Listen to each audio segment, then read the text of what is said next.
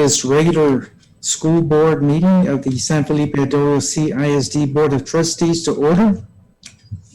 This November 16, 2020. Madam Secretary, would you do us the honor of calling roll before I mention that this meeting will be conducted by video conference in accordance with the governor's authorization concerning suspension of certain meeting law requirements for COVID-19 coronavirus disaster. Madam Secretary. Mr. Contreras? Present. Mr. Ismail? Ms. Haynes? Here. Linda, your mic is Mr. Mesa? here. Mr. Overfelt? Mr. Smith? And myself. Well, we have a quorum. Thank you very much. Let the record show that we do have a quorum of board members and that this meeting was duly called and posted in accordance with the Texas Open Meetings Act, Texas Government Code, Chapter 551. We will have opening ceremonies, first with a moment of silence for personal reflection, followed by the Pledge of Allegiance. Please stand.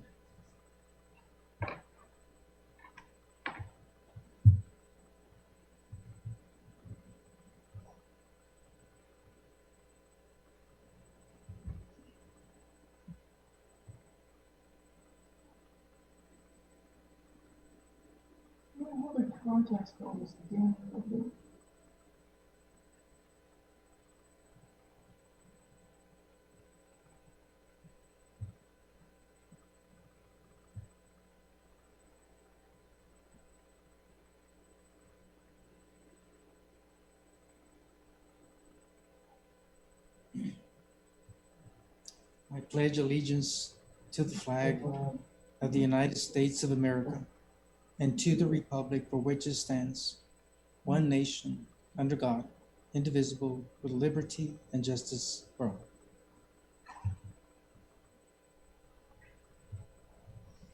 Thank you very much.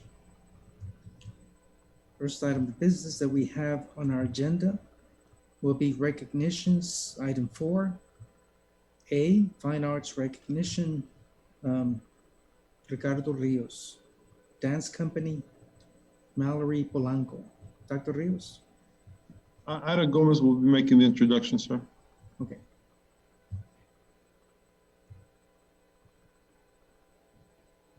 Good evening, President Mesa, Dr. Rios, and members of the board. This evening, I have the honor of introducing tonight's fine arts presentation. Mallory Polanco is the daughter of Gilbert and Kathy Polanco. As a senior, she is part of the dance company under the direction of Mrs. Diana Rodriguez. Mallory is also a member of the Del Rio Queens varsity basketball team. Without any further ado, please join me in watching the dance presentation by Miss Mallory Polanco.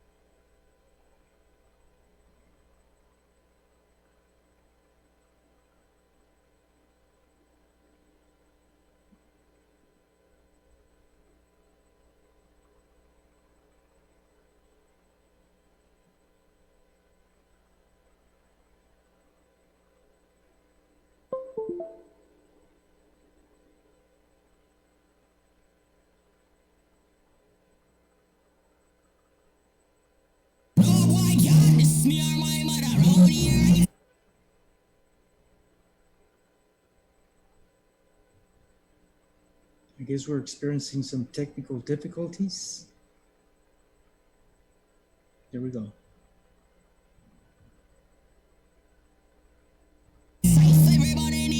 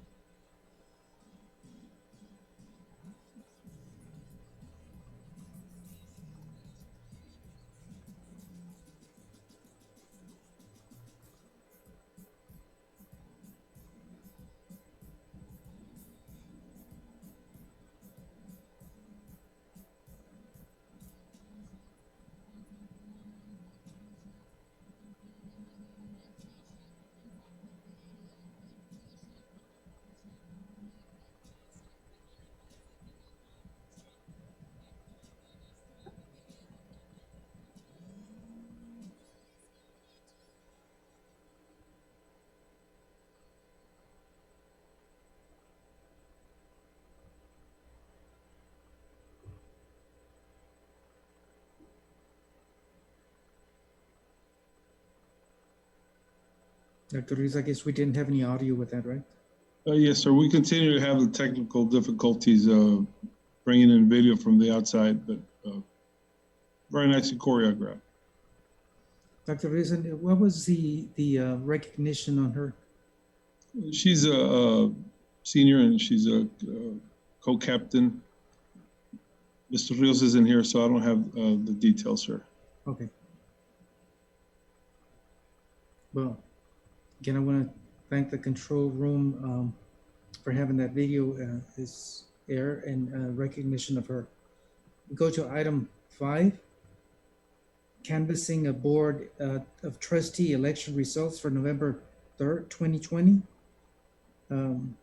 We will have Ms. Ramon, I believe, do the numbers by precinct and then total number by candidate.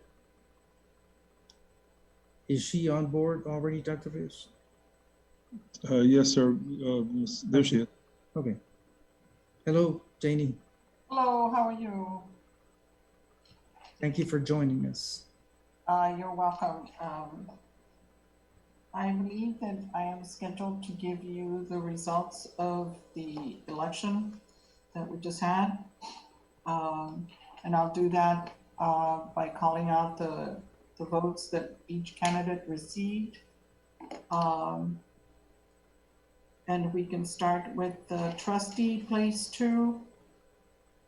And that was Mr. De La Mota, who received 2,444. He also received 1 vote in the on the mail-in that came in on Monday by 5 o'clock. They had a deadline, the FPCA voters, military voters. So he received an additional 1 there. That is not part of the 2,444. So that makes it 2,445. Janie, if I may, each board member should have a folder at their desk with these numbers. Thank you. Do you want me to wait and make sure they have it, or? Okay, They should have. all right. The next candidate was Joseph D. Overfelt. He had 6,161 with an additional 4 on the FPCA Monday deadline. Glafido Fido had 2,993 with an additional 2. And then finally, Arturo Rodriguez, who had 1,524 with an additional 1 on that Monday. You had a total of 13,122 people voting in this race, and with 15 overvotes, which means people marked too many of them, and an undervote of 2,022, which means there were 2,000 voters who did not vote in this particular race.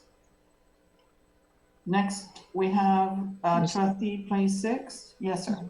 I'm sorry, Miss Ramon. It should be Joshua D. Overfelt as opposed to Joseph D. Overfelt. Oh, I'm sorry. It's okay. I apologize, sir. Okay, thank you. Thank you, Josh. The next thing we have is place 6, and that was Mr. Diego M. Almaraz, who had 2,614 votes with 2 additional ones on that Monday. Felix Escobedo Jr., who had 3,244 with an additional 1.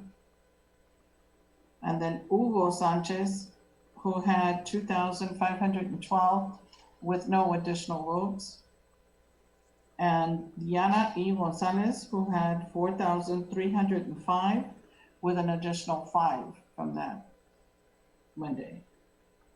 You had a total of 2,675 people voting in this race, with overvotes of 12 and undervotes of 2,472. Then you have trustee place 7, and that was Jesus Emilio Galindo, 4,286 with an additional 2. And then you had Amy Haynes, who had 7,041 with an additional 6 on that Monday. And then finally you have Juan Leon with 1,264 and no additional votes on the Monday. That is a total of 12,591 persons with overvotes of 14 and undervotes of 2,554. Are there, that I believe is the 3 races that the school district had on the ballot.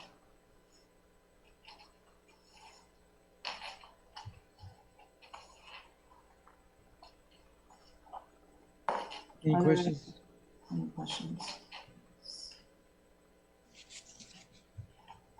I congratulate all the winners, and this board remains intact. Again, very good election on behalf of all the candidates, and following the procedures and doing the necessary paperwork in regard to reports. Again, this is for canvassing the final results for this November 3rd, 2020 election. Any questions from anyone? And yeah, once again, I want to thank you for the fine work that has been done, and for the election results, and for you being here to provide the numbers by totals for each candidate. And we thank you again for all the work that goes on behind the scenes in tallying all the ballots. You're welcome, sir. Thank you. Thank you very much. Then I will read. I, Raymond P. Mesa, President of the San Felipe Duro Consolidated Independent School District Board of Trustees, Del Rio of Valverde County, Texas, met with San Felipe Duro School Board Trustees sitting on as a canvassing board to canvass the general election of November 3rd, 2020, this 16th day of November at Del Rio, Valverde County, Texas. I certify that the figures on the grand total report correspond with the figures on the returns. Witness by hand, the 16th day of November, 2020, Raymond P. Mesa, presiding officer of the Canvassing Authority. And this will be, again, the final paperwork in regard to the election of November 3rd, 2020. I congratulate each one of the candidates. Again, this is a fine board, and thank you for, again, doing the fine work as the Board of Trustee and everything that goes with that obligation. At this time, Dr. Rios, we will issue the certificate of election to newly officers, first with the statement of elected official, and then with the oath of office. So I believe Sandra Hernandez will be going to individual board members that were re-elected. And, I want to welcome again Mr. Pete Gallego. Yes, Dr. Rios. Mr. Mesa, I heard you read the verbiage for the canvassing of the votes. I just don't recall if the approval was called for action by the board. Yeah, I don't have an action on this item, but do we need to, it's not an action item, but we can't do this after the oath is administered. Would that be fine, or do you want to do it before? Let's do it before, that way we don't forget to come back, but it's up to y'all. Okay, well, I did not see an action item on this, but at this time, we had no questions from board members again that ran for re-election. I congratulate each one of you, but I will ask again for a motion to approve the final results in the canvass of the election of November 3rd. Motion made by Joshua Overfelt, seconded by Mr. Fred Contreras. All those in favor, I'll start with Mr. Contreras. In favor, myself in favor, Diana in favor, Amy Haynes In favor. Ms. Linda Webb. Mr. Smith. In favor. And Mr. Overfelt. Motion carries unanimously. Thank you very much. I'll turn it over to Dr. Rios. Yes, sir. So now we'll go to the swearing in of the candidates, and we'll begin with Mr. Overfelt, since he has a guest. Mr. Overfelt will read the statement, and then he'll be sworn in by Mr. P. Gallego. How you doing, sir? Muy bien. How are y'all? Good to see you, sir. I just want to make sure we have a statement. Again, the candidates that will be sworn in will be signing. Is that? Yes, each one should have it in front of them. Okay, great. Okay. Then again, welcome, Mr. Gallego.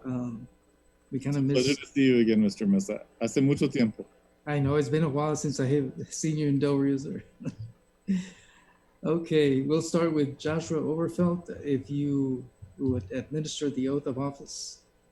Mr. Overfeld, it is my pleasure as a former member of the legislature and state official to give you your oath of office. Please raise your right hand and repeat after me, inserting your name where I insert mine.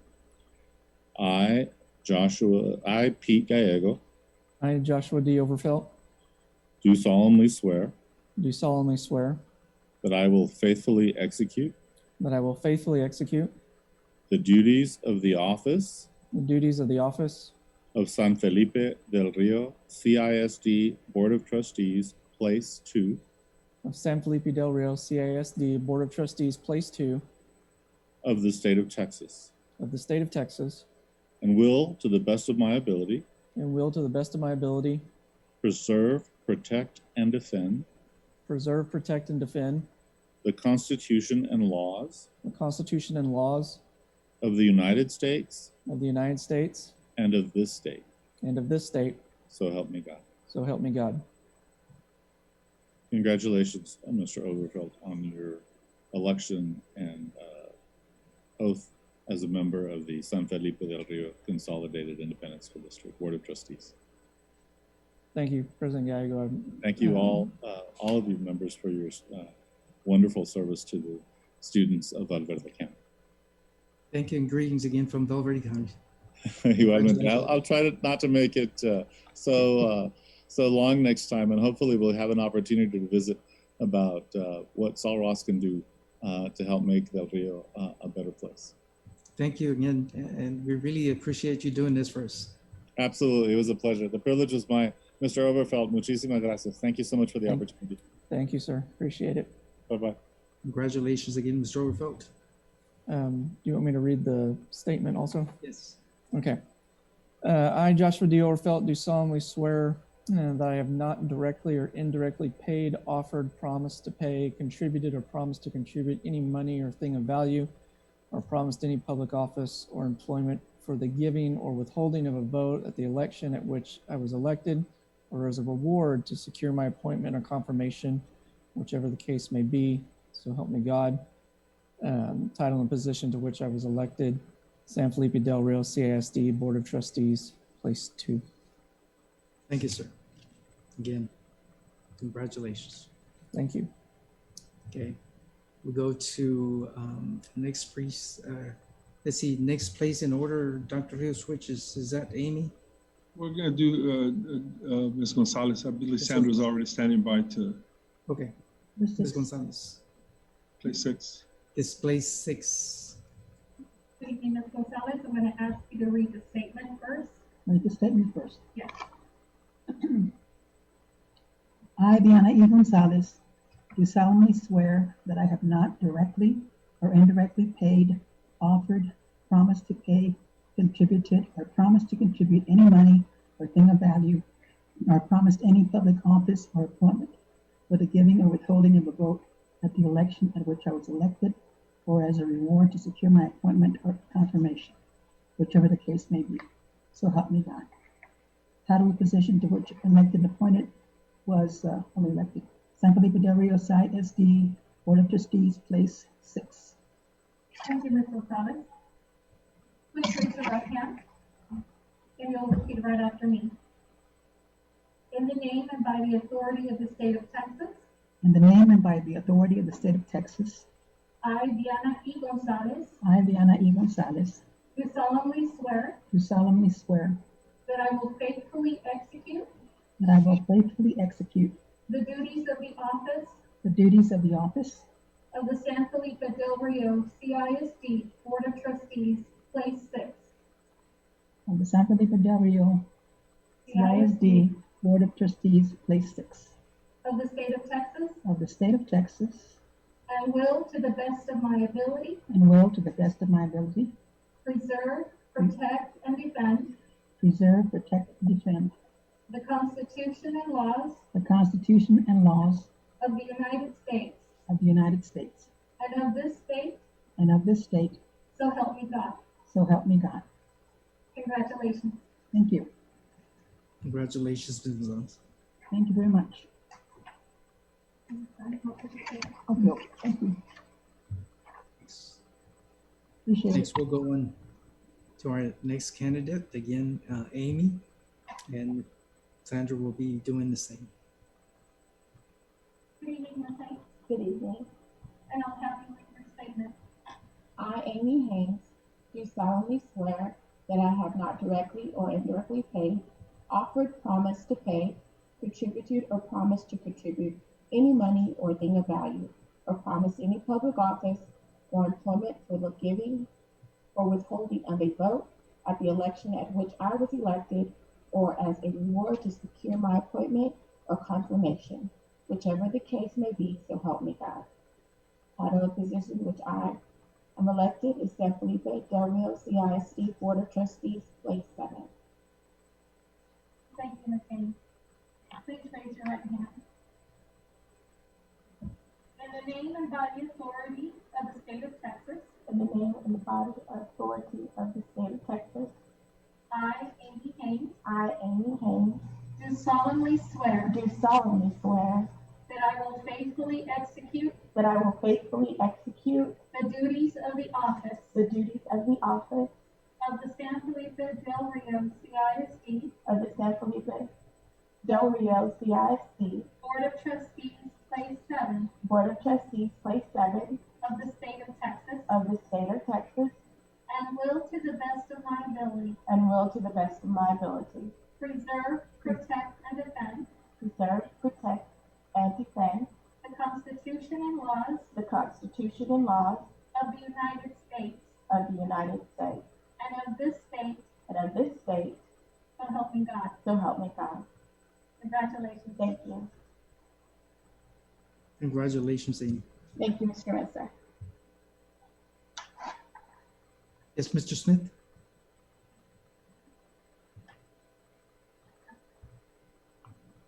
So, Mr. Mesa, can you hear me okay? Yes. Just a Okay. little bit of an echo.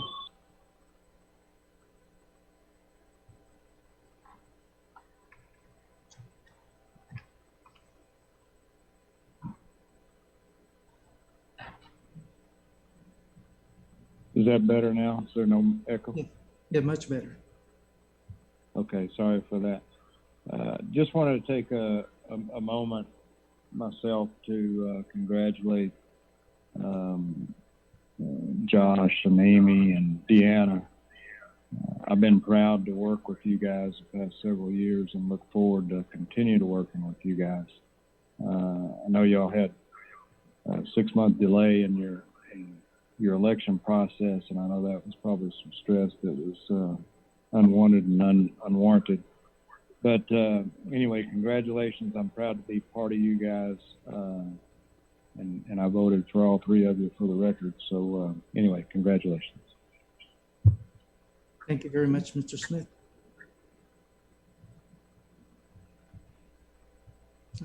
I just want to say, I think it's a vote of confidence on the work that you've done in the past in regard to your re-election.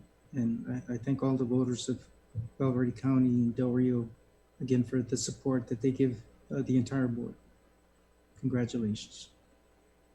This time we'll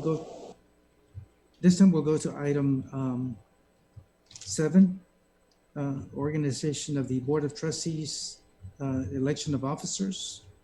pursuant to Board Policy BDAA, legal and local. After every election, again, this is something that we do, the reorganization of the officers of this board. So at this time, I will take any nominee for board president. Mrs. Webb. Mr. Mesa, I would like to make a motion to keep you, Mr. Mesa, as board president. You have been instrumental in everything that we have undergone with COVID and everything else. So I would like to make a motion to keep you as president, sir. Thank you. Is there a second to that motion? I second it as well. So you're doing a good job. I see no reason to change. Thank you, Mr. Orfeld. At this time, yes, Mr. Smith?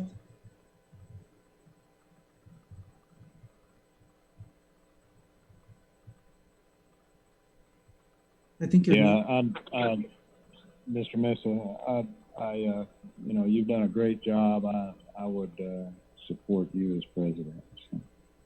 Thank you, sir. At this time, we will take a vote. There's been a motion. The second since there's been a motion and a second, we'll take a vote. All those in favor, Mr. Contreras? For. Myself for. Diana, in favor. Amy? For. In favor. Ms. Webb? In favor. Mr. Smith? In favor. And Mr. Orfeld? Thank you again. Thank you. At this time, I will take any nomination for vice president. Is there a motion? Mr. Orfeld? Yes, sir. At this time, I nominate Ms. Webb to continue as vice president. Thank you, Mr. Orfeld. Is there a second? I second that as well. Okay, Amy Haynes has seconded. All those in favor, again, Mrs. Webb for vice president, Mr. Contreras? In favor? Myself in favor. Diana Gonzalez in favor. Amy Haynes? For. In favor. And Mrs. Webb? In favor. Mr. Smith? In favor. And Mr. Orfeld? Motion carries unanimously. I will take nominations now for secretary of the board. Mr. Orfeld? Mr. Mesa, I nominate or renominate Ms. Diana Gonzalez to continue as secretary of the board. Thank you, Mr. Orfeld. Mr. Contreras? I think you're muted. Second the motion, Mr. You Messer. second the motion. Okay, there's been a motion and a second. All those in favor, Mr. Contreras? In favor. Myself in favor. Diana Gonzalez, in favor. Amy Haynes? For. In favor. Linda Webb? In favor. Mr. Smith? In favor. And Mr. Orfeld? Motion carries unanimously. Okay, thank you very much.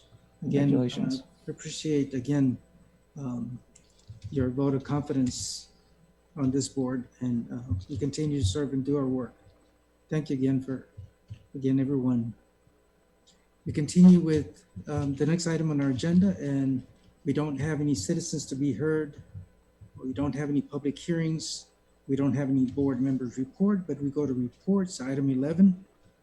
Item A, state funding update by Moak, Casey and Associates, Amy Childress, and Josh Haney.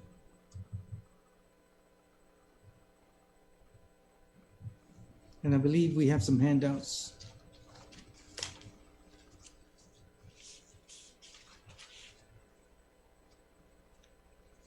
Mr. Mesa, Ms. Childress will introduce our guest, and I'll control the screen. So Ms. Childress is our speaker. Ready? I don't see him on the screen. Are you Mr. Haney? You guys hear me? Oh, there he is. All right. Good evening, Mr. Mesa, President Mesa, Dr. Rios, members of the board. This evening, we have with us Mr. Josh Haney with Moat Casey and Associates to provide us with a state funding update. Thank you. Okay, and Amy, I guess, or Dr. Rios, are you guys going to be controlling the slides? Yes, sir. I'll do that. Okay, you can go ahead and advance to the second slide there. Okay, great. Again, my name is Josh Haney. I'm with Moat KC and Associates. We're a school finance and accountability consulting firm based out of Austin, Texas. And we were asked by Dr. Rios and his team to give y'all a little bit of an update on the latest in school finance law, and in particular how property values now impact property tax rates under this new system created by House Bill 3. And so as you can see on that slide there, the current tax rate, which y'all adopted this past summer for the M&O portion of your tax rate, is 0.9927. And the way the M&O tax rate works is it's broken out into three different tiers or levels. The first tier is tier 1. That equates for y'all to 0.8610. And then above that is tier 2. And tier 2 comes in 2 levels. The first level, level 1, also called golden pennies. You guys adopted 8 golden pennies. And then after that is the copper penny zone. And you guys have adopted 5.17 copper pennies. So again, that's a grand total of 0.9927 for your M&O rate for 2020. So House Bill 3 created a system. It sort of changed the way M&O taxes work going forward. It created this system of automatic tax compression. And the tax compression is based on 2 factors. It's based on the controller's estimate of statewide property value growth. And then for the first time this year, it also looks at your local property value growth. And there's sort of different levels of compression that can occur depending on your district's individual property value growth.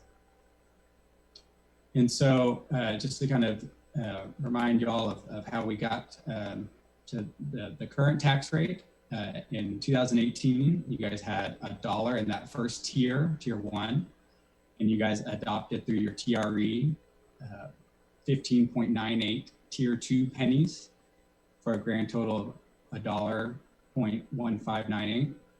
Then in the first year of House Bill 3, it reduced everybody's tax rate uniformly across the state. It reduced it by 93%. And just that tier 1 portion was reduced by 93%. And so as you can see there, that first $1 got compressed down to 93 cents. And then it also had a copper penny component. Some compression occurred in the tier 2 range of the tax rate, but I'll touch on that here in a moment. For now, I'm just going to focus on tier 1. So as you can see there, that first $1 went down to 93 cents. And then in tax year 2020, that 93 cents, yeah, go ahead and go on to the next, there we go. Then in the second year of House Bill 3, which is tax year 2020, the local compression provision came online. And so what that means for y'all's district is that the 93 cents was compressed down to 86.10. And again, that's because of, in 2019, everyone got compressed equally by the 93%. In tax year 20, this variable compression scheme came online. And if we go to the next slide, we can kind of see, that 8610 wasn't just plucked out of the sky.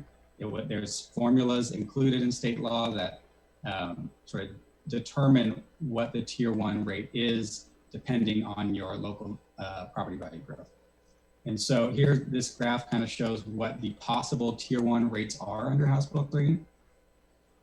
So if you saw very little growth, between 0 and 4%, your tier 1 rate would have been compressed from 93 pennies down to 91.64.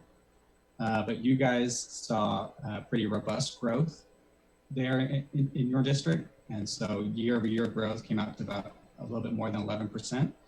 And so you can see we follow that line down to 11%, and that comes to 0.8610. And so that's how your tier 1 rate is calculated. You can see there at the bottom that under House Bill 3, there is a floor there.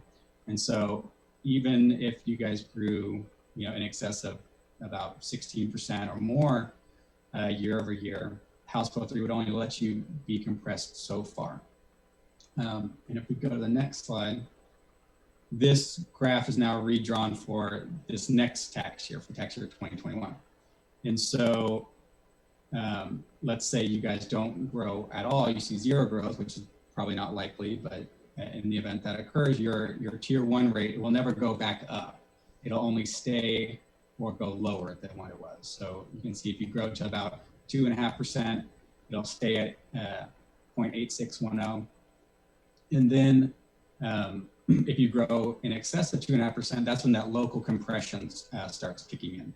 And that's sort of the diagonal part of that curve there. And you can see there that it does flatten back out again. And because you guys saw such sort of robust growth in tax year 20, your bandwidth is a little bit narrower than it was before, because you're still going to hit that floor, which that floor is kind of determined by, according to state law, it's 90% of the highest tier 1 rate in the state.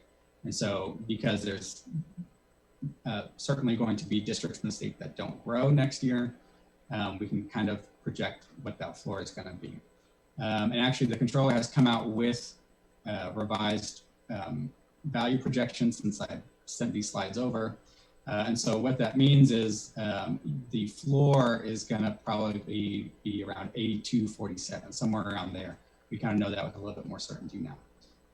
But all that means is if you guys grow at in excess of 7-8% year over year, then you guys are very likely to be compressed all the way down to the floor under House Bill 3. And we'll talk about a little bit more what that means here later on. All right, and so then just to kind of recap, what does tax compression under tier 1 really mean? And so it's a common sort of misconception that the tier 1 tax compression is going to directly reduce your district's budget. And the way this works is you can kind of imagine, I'm sure you guys may have heard the bucket analogy that's commonly used when describing school finance, right? So the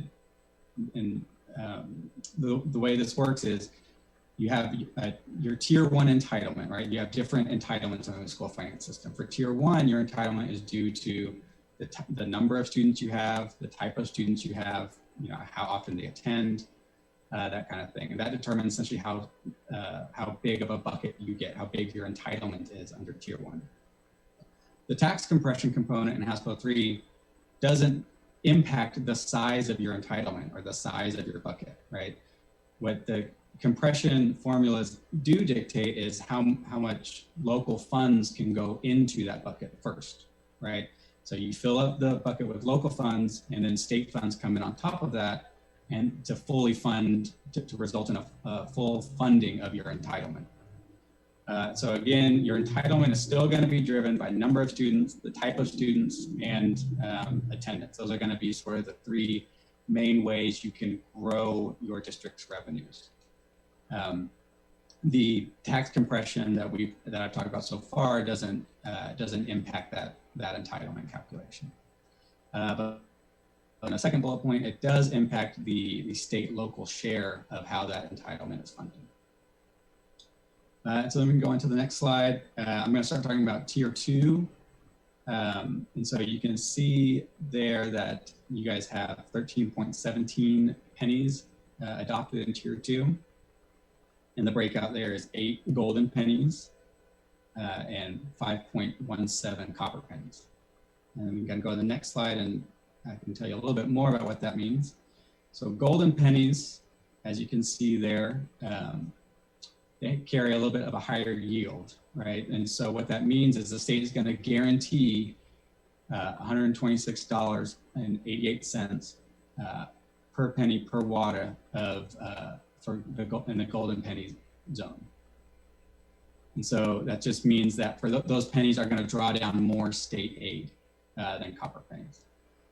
So you can see under House Bill 3, the number of golden pennies available grew from 6 to 8, but the yield decreased from 126.88 down to 98.56. So a little bit of a trade-off there. You got the golden pennies became less valuable, but you got more of them. And there's no compression on golden pennies under House Bill 3. But for copper pennies, the number of copper pennies that are allowed, that districts are allowed to levy decreased from 11 down to 9. So it's still a 17-cent max in tier 2, but just more golden pennies, fewer copper pennies in that mix. But the yield here went up. So the yield went up from $31.95 to $49.28. Now with the copper pennies, we did see some compression, and that's now tied to, under House Bill 3, that's tied to increases in the basic allotment. So if we go to the next slide, in 2019, we did see some increases in the basic allotment, right? This was the first year of House Bill 3. If you guys will recall, the basic allotment increased from 5140 to 6160. That triggered this copper penny compression. And so two copper pennies switched over, became golden pennies. The remaining copper pennies were compressed. And so that left you guys with 13.17 pennies in the tier 2 zone, and for a grand total of 1.0617. And then for tax year 2020, there was no increase in the basic allotment. And so that just means that there was no compression triggered in the tier 2 zone of your tax rate. And so those 13.17 pennies, they just carry right on over from tax year 19. And so they just carry over to tax year 20. And so you take the tier 1 rate that I talked about earlier, you add in your tier 2 pennies, and that gets you a total of 0.9927. That is your sort of maximum allowable tax rate under state law without holding a voter approval tax rate election. And so if we go to the next slide, you can see that you do still have some taxing capacity under state law. And so again, just as before House Bill 3, districts could adopt 17 pennies above their tier 1 rate. Before House Bill 3, the math was easy. Your tier 1 rate was just $1. Now under House Bill 3, your tier 1 rate is more variable, right? It's going to be compressed depending on your local property value growth. But the sort of discretionary pennies that you guys can adopt is still 17 cents above that tier 1 rate, whatever it is, depending on your local property value growth. And so in part because you guys didn't go all the way up to the 17 cents before, and because of the copper penny compression under House Bill 3, you guys still have 3.83 pennies of taxing capacity left under the state cap. One thing to note here is that because of COVID-19, of course, the governor has declared a statewide disaster, and that has triggered a provision of the tax code whereby districts can temporarily adopt a higher M&O rate all the way up to the cap without holding a voter approval tax rate election. So you don't have to adopt those pennies, but I just want to bring up and make you all aware that under this provision of the tax code, districts are able to temporarily adopt M&O, a higher M&O tax rate than they normally otherwise would have due to this disaster declaration. So you guys could go all the way up to the 17 pennies above tier 1 next year. And so it's the year after in which the disaster occurred. And so this would impact your 2021 tax rate that you adopt next summer. And so again, it's not required, but it is an option for your district to just sort of get some extra revenue just for 1 year to help offset some of those extra costs due to COVID-19. And so I can go to the next slide. Thank you. So kind of zooming out to the big picture, what does this all mean for our district revenues? Because of this tax compression and just given y'all's your district's wealth and student population, the way that property value growth now impacts your budget is that it really doesn't have much of an impact. It doesn't result in significantly more M&O revenues available to your district. So House Bill 3, if you remember sort of prior to House Bill 3, it was based on prior year property values. And so there was this element of the school finance system called lag money, which was just extra money that your district essentially got to spend due to the fact that the system was based on prior year property values. House Bill 3 has now changed the system to now be based on current year property values. And so there's no extra boost really that you get from having robust property value growth.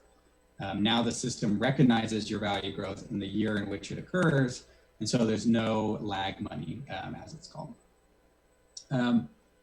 Also, like I mentioned before, property value growth results in tier 1 tax rate compression down to the floor. And so again, your entitlement is still determined by the mix of students that you have and the number of students you have and how often they attend school. But this compression is going to sort of it's going to impact the state-local split of how your entitlements are funded. And so if we can go to the next slide, I kind of included some various growth scenarios. This is for the 21-22 school year. And so you can kind of see there that and along the different columns represent different property value growth scenarios. So you can see the ADA is consistent across.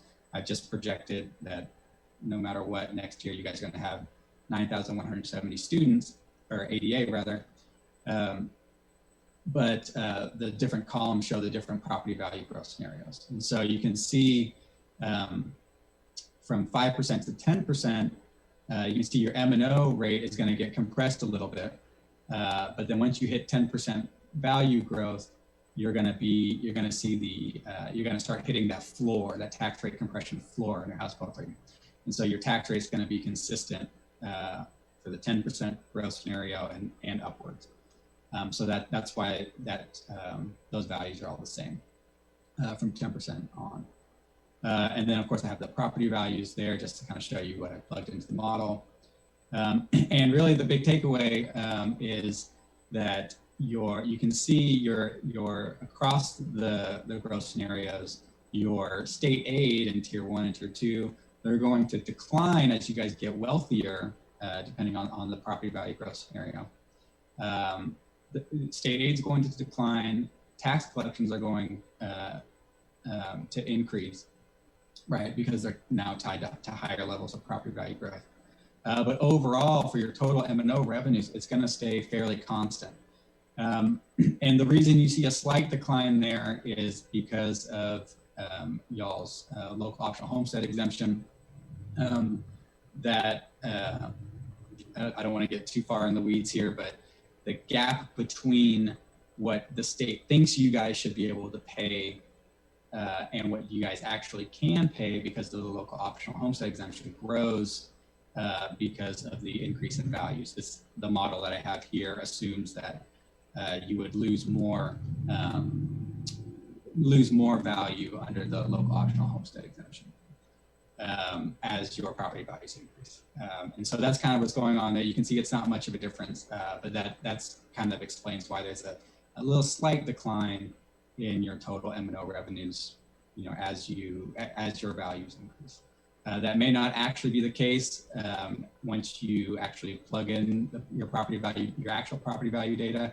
It's all going to depend on sort of that mix of residential and commercial property and how those different properties grow.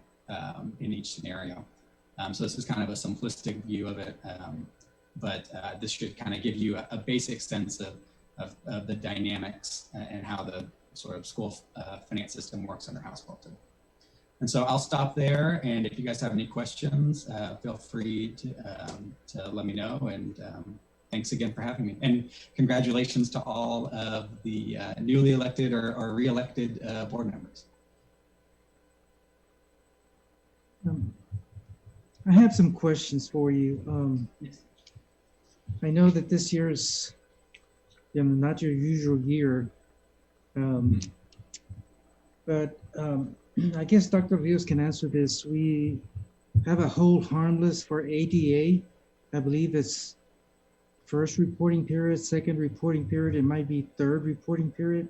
But do we know beyond that, Dr. Rios? No, sir. At this time, they've guaranteed the first and second reporting period. We have to file paperwork for the third reporting period, but that's a very easy task to do. But beyond that, which includes the second semester, we're required to increase our enrollment. So hopefully we can increase the enrollment, particularly of the pre-kinder and kinder students, which is where we're lagging behind at least more than the other grade levels. So right now, we're just assured for first, second, and third reporting period? Yes, sir.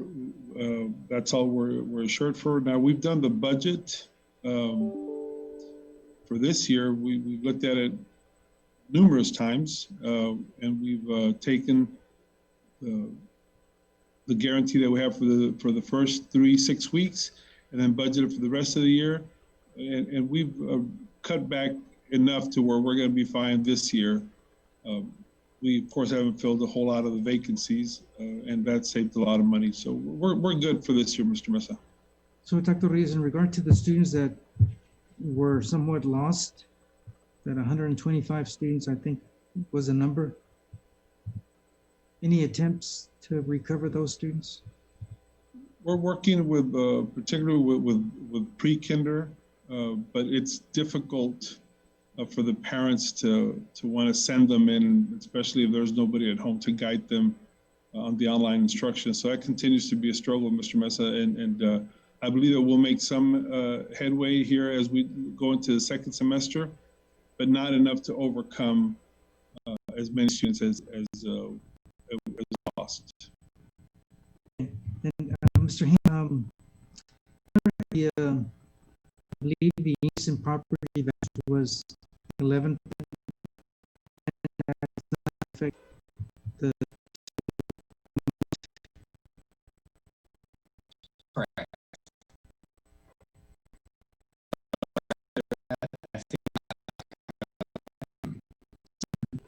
Because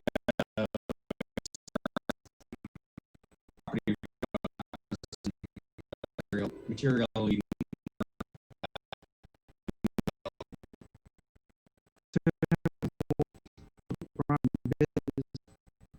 generate values in the county? well, I mean, the county growth of it is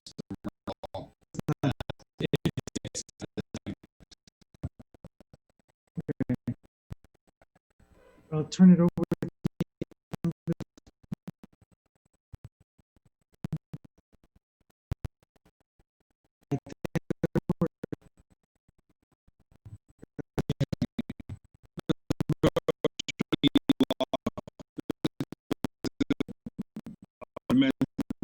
Importance of having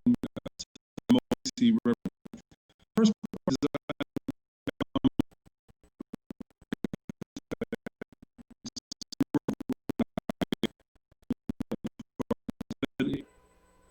but it'll have no significant impact.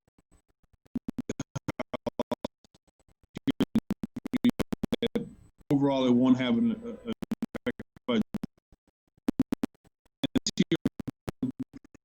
so we want to be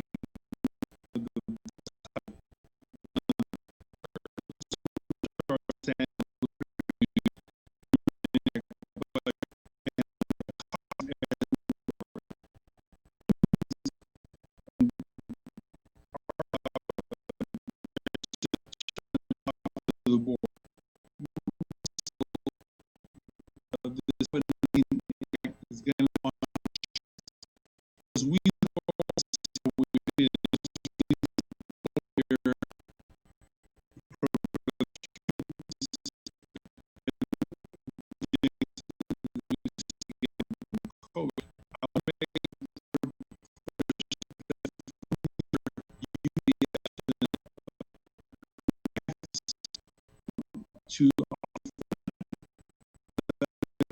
I would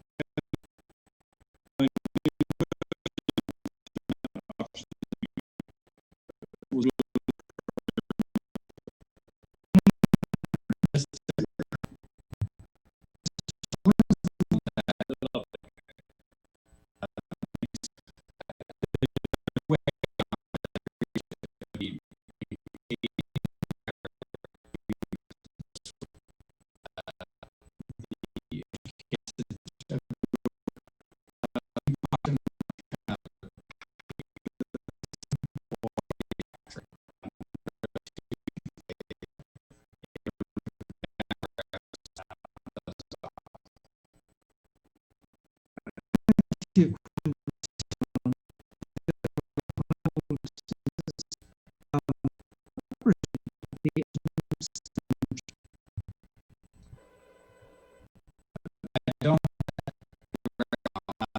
I would say,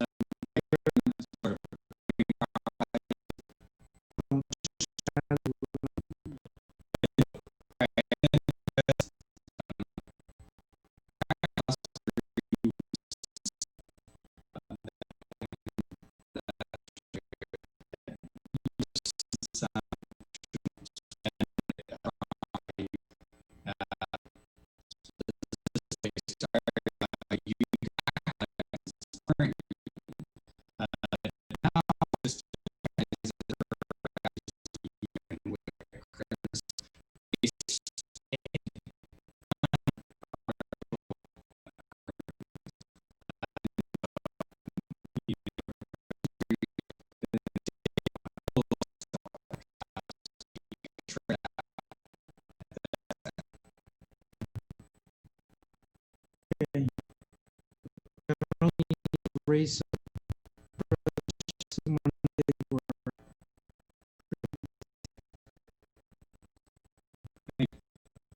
thank you.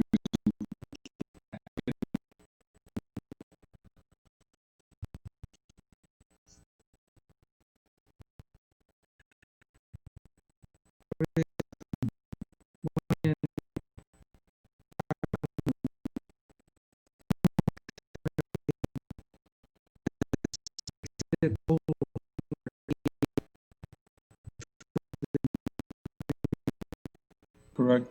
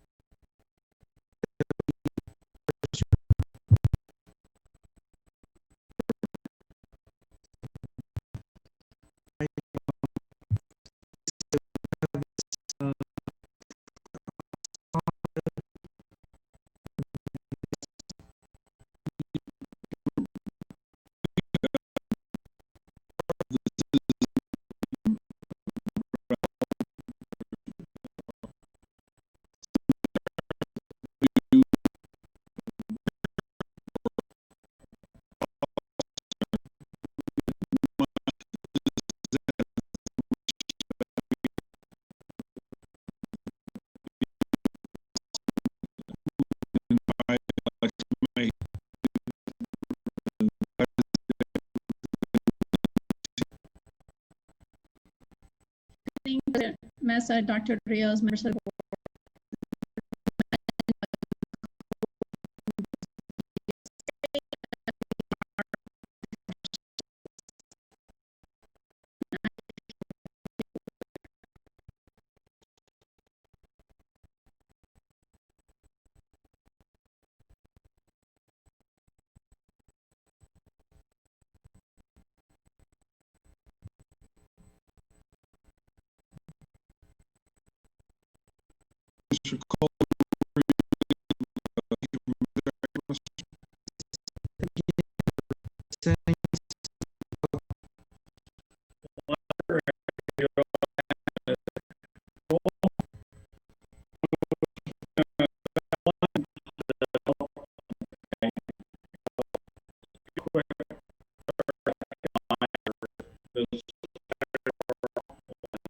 There are basically three of them. There's administrator, which manages claims.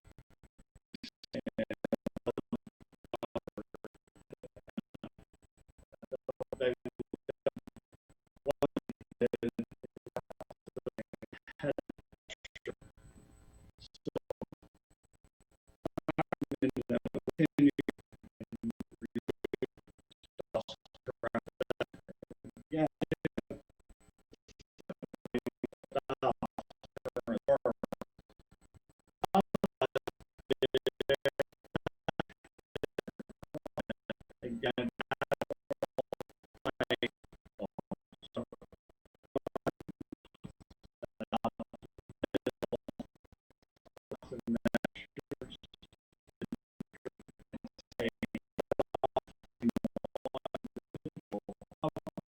plan. And for you, that number is $600,000 for the planned year. So on any one individual within the plan, the district is funding and paying claims up to $600,000 on one person. That number is variable. It could be higher or lower, but that's where it's been. That seems to have been working pretty well. So there's a premium that we pay to the insurance company for them to guarantee those amounts if an individual went above 600,000 up to unlimited, because there's no limit to the amount of claims that can be paid on an individual. The second component of the stop loss is called aggregate stop loss, and what that coverage does is says that for all the claims that are paid on everybody that's covered, employees, dependents, spouses, kids, everybody, it cannot exceed a number for the year. So what that does is give the district a budgetable worst case scenario for the entire year for claims. It certainly can be less, and 99% of the time your claims volume will be less. than that maximum liability, but it does provide a good backstop and as I mentioned, a budgetable worst case scenario number for the district. So when we're looking at what is the best stop loss, we take into account both of those things, but there's also a component that doesn't fit on a spreadsheet very well, but it is also important.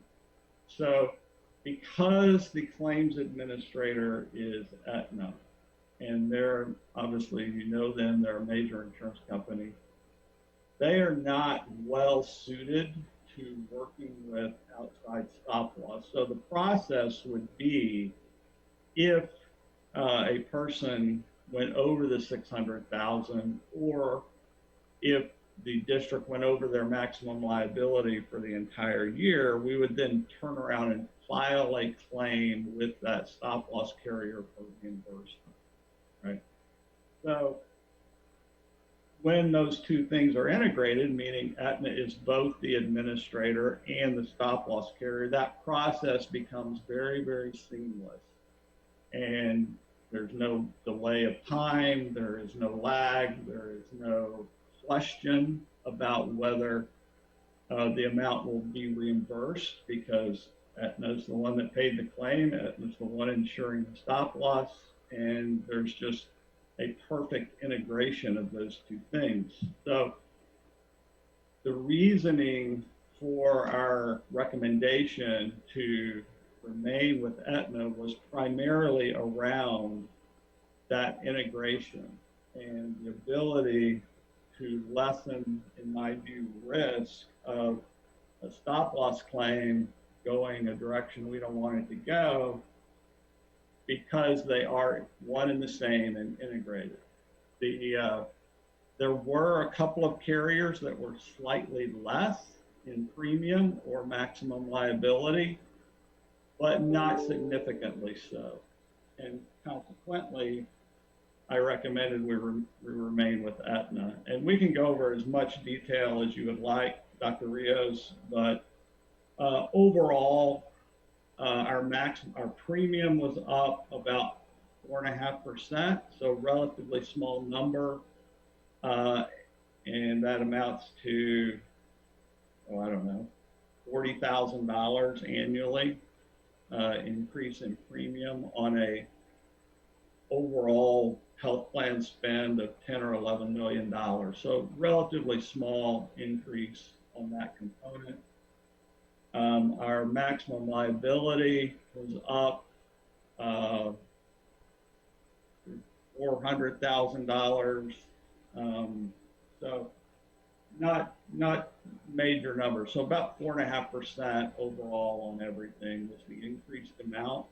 And so it seemed fair, it seemed reasonable. And the other bidders, while they may have been slightly less, we have this issue of potential integration issues that we just want to avoid in all cases, particularly where when the stop loss is at 600,000, if someone goes way above that, we're talking about a very, very sick individual that's probably going to have a lot of claims beyond that. We just don't want to introduce any potential risk there unless there's a significant savings to do so. And in this case, it did not seem to be the case. So recommendation was to renew with Aetna. The RP was useful. It made Aetna come down a fair amount. And so we're glad we did that. But I do think we should renew the contract with Aetna, and that's been the recommendation. So open to any questions anyone has about that. So will this remain constant pretty much? You say that 4.5% perhaps, will that remain constant with this virus still going on and maybe continuing for a longer time? it is locked in through the entire calendar year of 2021. So our next renewal would be for January of 2022, when I think that will have shaken out. So what we saw during the year as a result of COVID was a couple of months where our claims volume actually decreased significantly because people were not getting elective surgeries. So if you had a knee surgery scheduled in April, you probably were not getting that surgery. We do expect that to catch up, and those surgeries will be done either later this fall or perhaps even into next year. But by the end of 2021, we certainly expect to have no remaining lag from that, Okay. from the virus. Thank you. I'll open it up for board members if you have any questions. Anyone?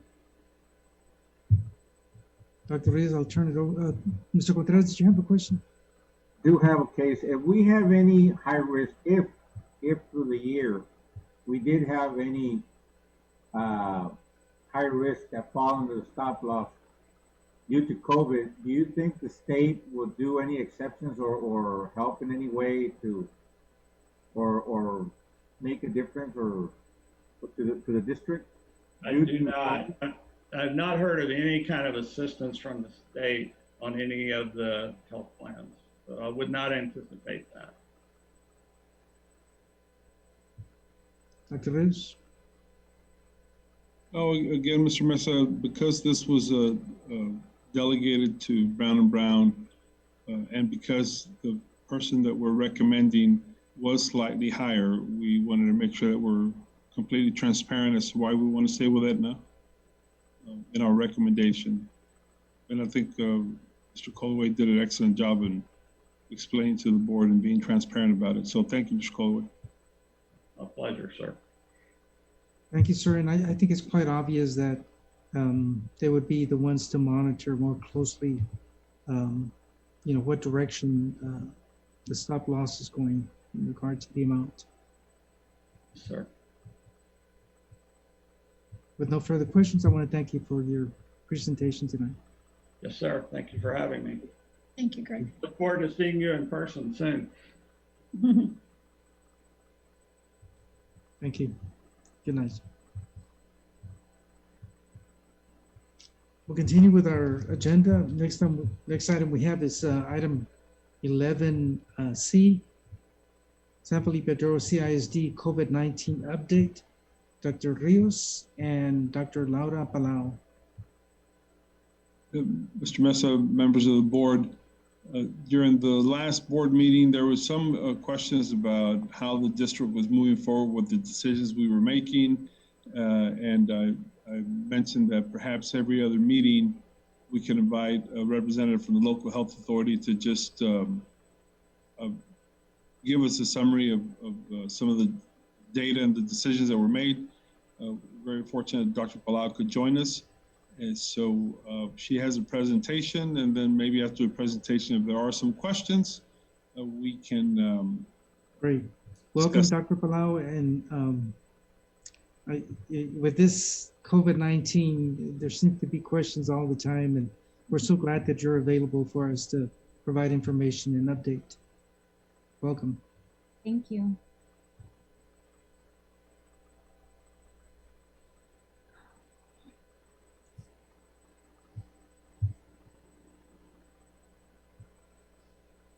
Okay, so I'll try to be brief. I know I want to dedicate more time to your questions than anything else. So basically, this is the updated graph for today. I just kind of shows you how we're seeing an uptick of cases.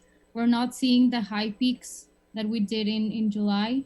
I am guessing it's because of our COVID task force that are keeping the infection more contained, and also people know and some of them are being safer.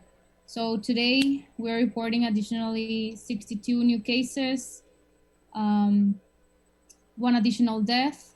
So we are in 131, and currently there are 10 hospitalizations in PVRMC with 16 or 17 transfers.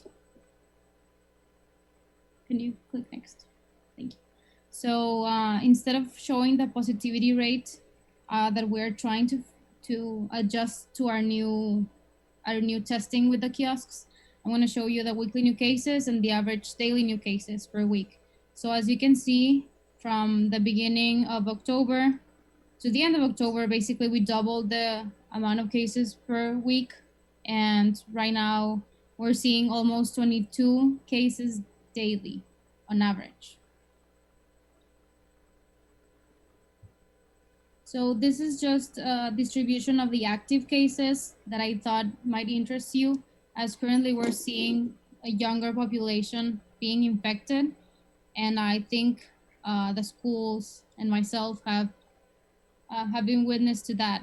So I think the group that is has the highest number is 30s to 40s, and that means that there are young people, early couples that have young children. So when they get infected, we also see a reflection of that on our schools. And also our groups from 2 to 18, as you can see, they're among the higher groups that are positive. On average, we have an age of 38 years old. So I wanted to show you this because I think it's important to consider what is the reason for our infections. So obviously family contact is number one, but second two would be community, and the school is part of that community, community acquisition. So we're seeing a lot of cases that either get infected in the school or get infected by the family, and then the kids show up to school with the family being infected, and that's how we've seen some transmission in school. And then this is just a description of our asymptomatic cases, which we believe it's around 17%. Obviously, this is a little biased because we usually test people that are symptomatic, but still with these new kiosks that we have, we are finding more asymptomatic people. So that's why this has been increasing. And obviously, as you can see in the age distribution, there's mostly younger patients. And the average age here is 36 years old, but you cannot use average to define the population because the distribution is skewed to the left. And same as the general population, family is number one reason, followed by community. So here, going a little detail in cases in school. I don't know if somebody talked before me about this, but I think this chart is really easy to simplify how everything is. So face-to-face, right now, there are 21 confirmed COVID positive cases that are active. So this is within 2 weeks. Obviously, during the course of school being open, there have been more, I think around 80 something cases. And then students exposed to positive household members. I want to include these because I consider them being positive or potentially being infectious to others too. So adding this up, we have 45 students that are potentially infectious that are going to school daily. And then we want to look on the online too, because the fact that we have online option actually saves us a lot. Because as you can see, there are 65 online students that are potentially infectious.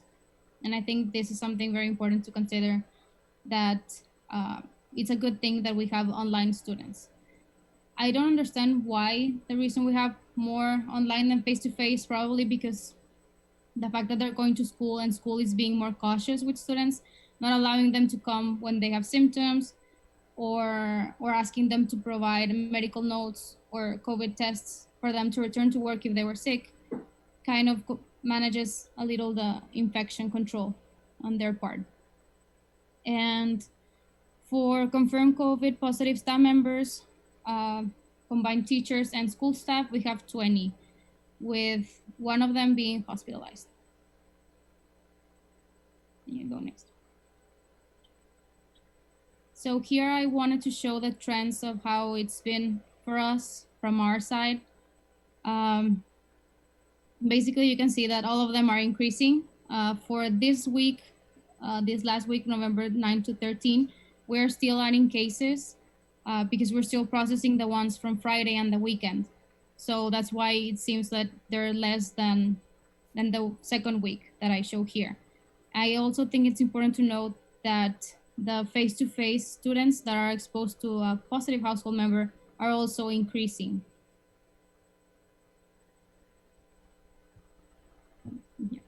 So then here I just added what I said with the other chart, the potential infectious index cases that are confirmed positive and the ones that are exposed to a positive household member.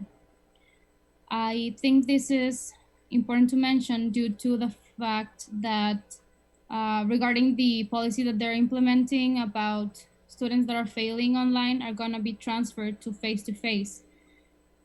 So considering now face-to-face poses a risk for students because not all of the classrooms can achieve a 6 feet distance apart. Not all of them are have good ventilation. Younger kids sometimes take their masks off because they cannot be with their masks all day, or they go to PE, and even though the teachers instruct them to be separate, they do tend to get together. So if we consider bringing more online students to face-to-face, well, that social distancing would not be very much possible or not ideal. So the consequence will be that we will have to quarantine more students. So in the second graph here, basically shows the number of students that were quarantined per week. So as you can see, currently we are quarantining around 90 students from the 16 different campuses. And I think we're still working on adding four new cases that we still need to assess if we need to quarantine more people. So I think every decision from now on, well, every time needs to consider all the information available. And I think we also need to get this in consideration, knowing that Thanksgiving is coming and families will tend to gather together or travel out of the state.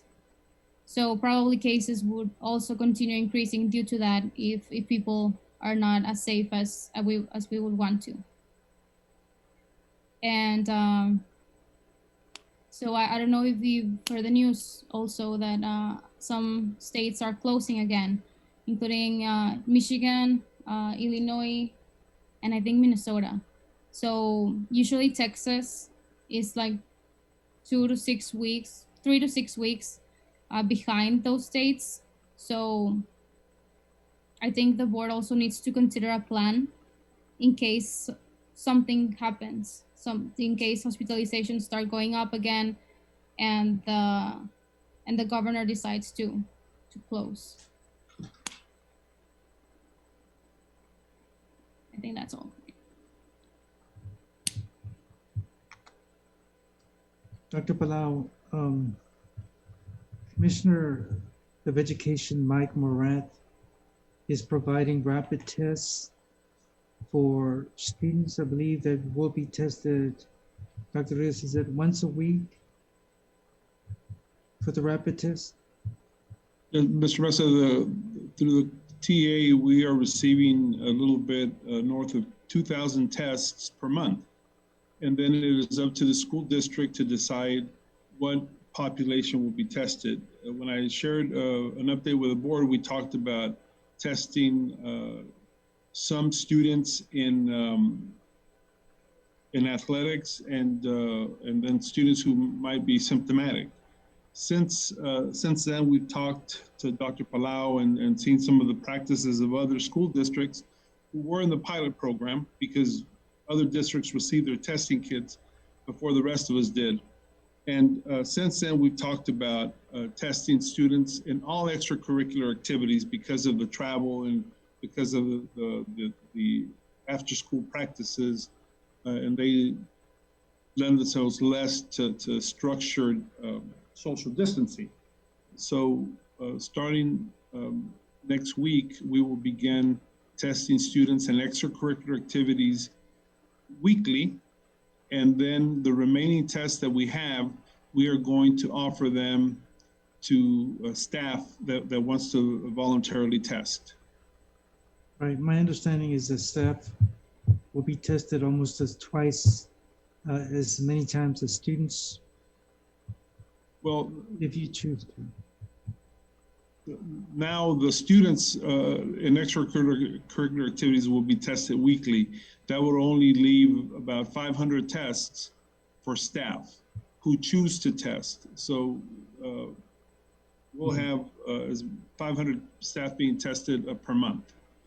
Again, it's also my understanding that once you are at 25% tests remaining, you can request additional tests from the state. Yeah, yes, sir. Our lead nurse will be submitting inventories to the state weekly. And based on those inventories, the state will keep replenishing us and hopefully increasing the amount of tests as they are available. Okay. Dr. Palau, there is a state website from TA that all the reporting is there in regard to COVID. And it seemed like our positivity rate, the last that I saw was like 15%. And it's much lower in San Antonio. You know, they were at 5%, they're 4%. And, you know, telling what will happen after the Thanksgiving holiday. But it seems like from across the state, there's been so many things that have been placed at school settings with plexiglass and everything from shower curtains and but it seems to be the majority of cases come from parents, you know, working in places that are confined and a large number of workers, and they come to school and but our rate still is quite high compared to other districts, and that is one of the biggest worry that I have as a board member, because we know that families get together during Thanksgiving and families come from travel from different areas, and so that's for sure going to probably raise that positivity rate. But I'm so glad to see that we do have testing available in Del Rio at the sites, that you get your results within 24 to 48 hours. And I think people are taking advantage of that. But I still worry about the positivity rate. And how, I know that one of the biggest worries that we have as board members is parents still send them to school regardless of, you know, whether they were exposed. And so it's an issue that we hear constantly, and it doesn't seem to get any better. Is the contact program getting a lot better in regard to telling parents to quarantine their children as well? So yes, actually, what we did was we modified our quarantine order. So now instead of saying that the individual needs to quarantine and then we enforcing the quarantine from the rest of the household, the order now says the individual and the household needs to quarantine. So that has helped a lot to contain the household members from leaving. Obviously, we do have cases where the household members leave and we need to enforce the quarantine, but that has helped a lot. And I think since the beginning of school opening until now, I've seen that that enforcing of the parents not bringing the kids to school when they're sick or they have tested has improved. We do have some cases that they do seem to continue sending their kids to school, but it has definitely improved. And yes, as you said, right now our biggest source is outside of school. So the cases that are among school are a few. I would say maybe like 5% that are in school transmission. Mostly also for staff is the source of infection is in school, and then it will be outside of school for them hanging out with the same staff outside, and that also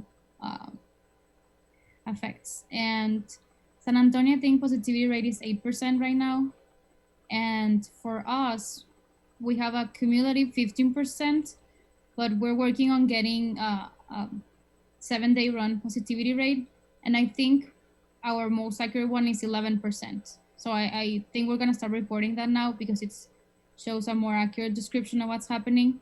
And the fact that we're doing more testing with the kiosks also helps lower the positivity rate.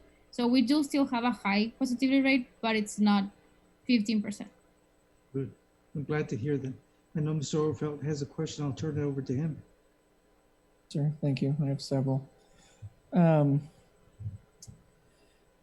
Let's start with what is the quarantine time for a student or an employee who tests positive? Okay, so quarantine, every case is different. I know you've heard this before. So quarantine is usually 14 days. It depends a lot. If a student was close contact in a classroom, what we do is we issue a 14-day quarantine with the option to test at 7 days post-exposure. Studies have found out that people who are exposed usually test at day 1 or 2, and the rate of false negative rate is really high. It's around 60%, and it decreases with the days. So usually by day 8, it's 20, and then after day 9, it starts increasing again. So what we did, in order to get the students back in the safest way manner, and to allow the parents to return to their activities like work, we recommended them to test at day 7. Usually results would come back at day 10 or 11. And if they're negative and if they're symptom-free, they're allowed to return to school.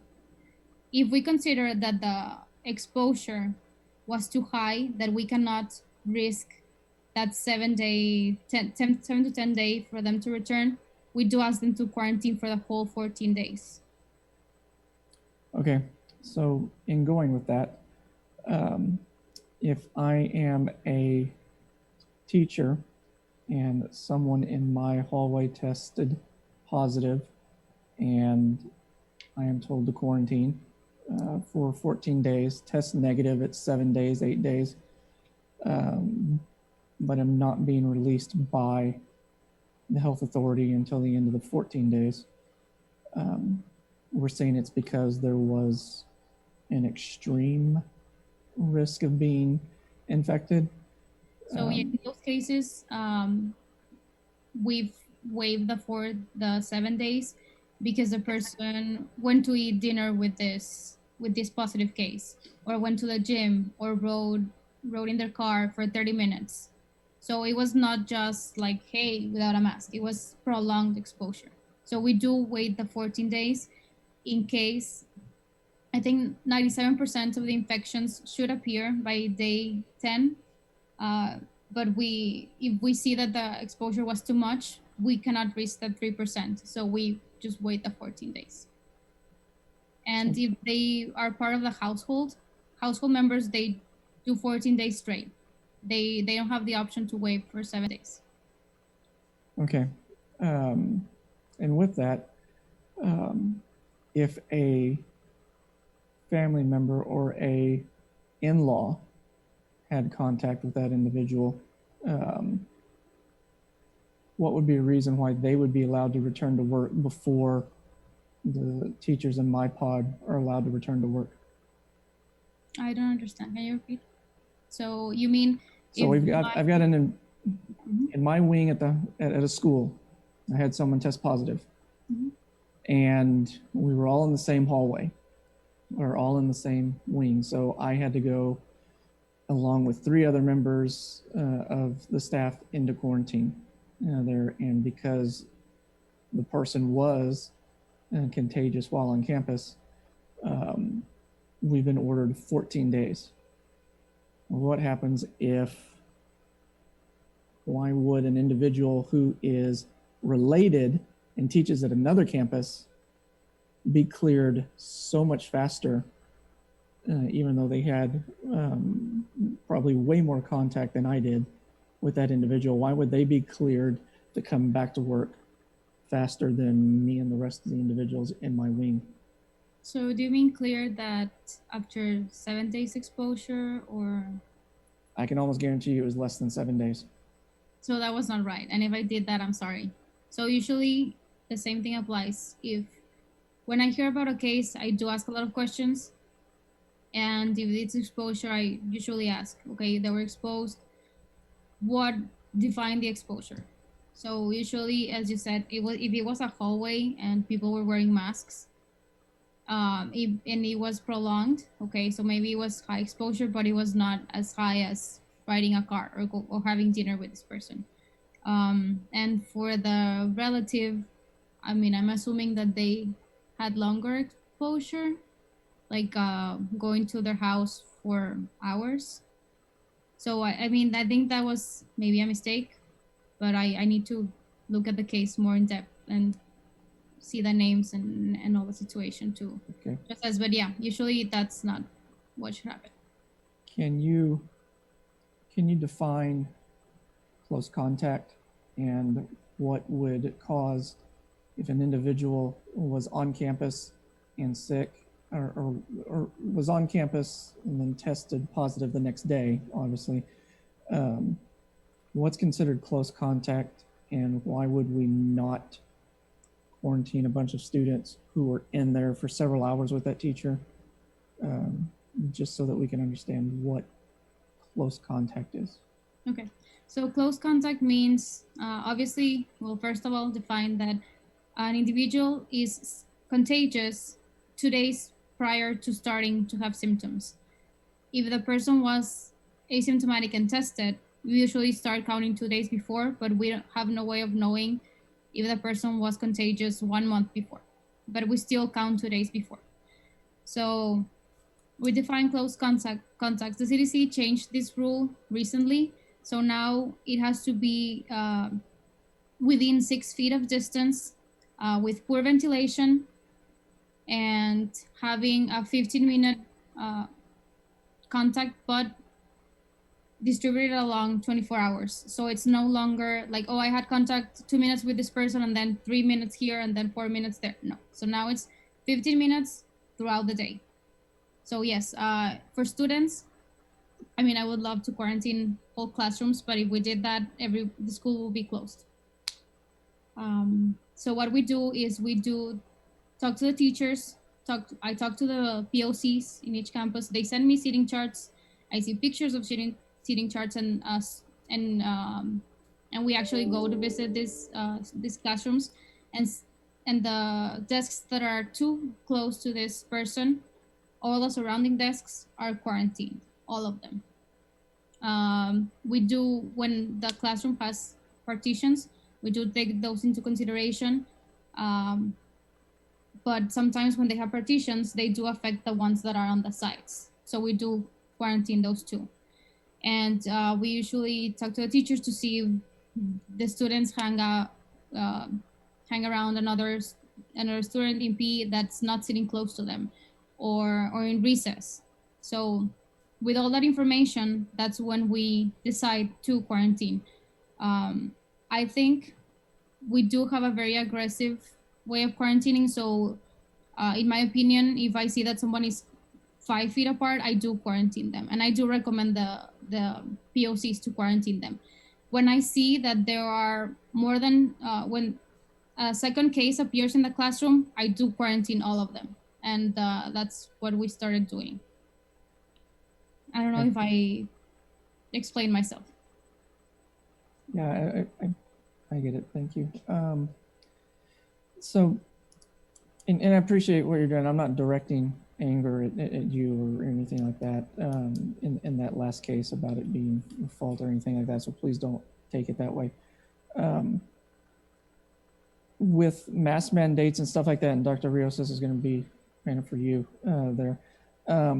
We talk about the tests that are coming in from TEA that we're going to have, and you make the statement of we're going to test all our extracurricular and stuff like that because they're going different places and stuff.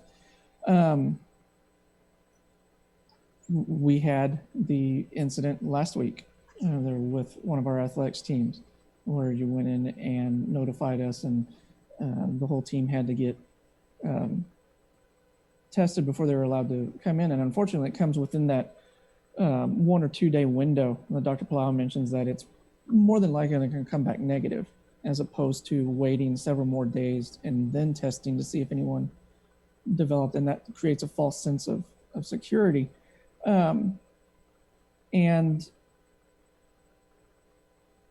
I think the thing I want to stress is if we're going to stress that teachers and students are going in and wearing masks and stuff like that, then the exact same standard has to be held for our athletic teams there, because I've got pictures from Friday night from homecoming of individuals on the coaching staff not wearing their mask on the sideline, and stuff of players not going in. And I believe the directive is when you're not out on the field and you're on the sidelines, everyone's supposed to be put up. Coach Smith went in and said, we bought all these gaiters for everybody to go in and wear. So you've got a football team with a whole bunch of people down there on the sideline, huffing and puffing after coming off a play and stuff like that, and mingling around, and then you've got coaching individuals who are not following protocol. And this is going to be a very unpopular opinion.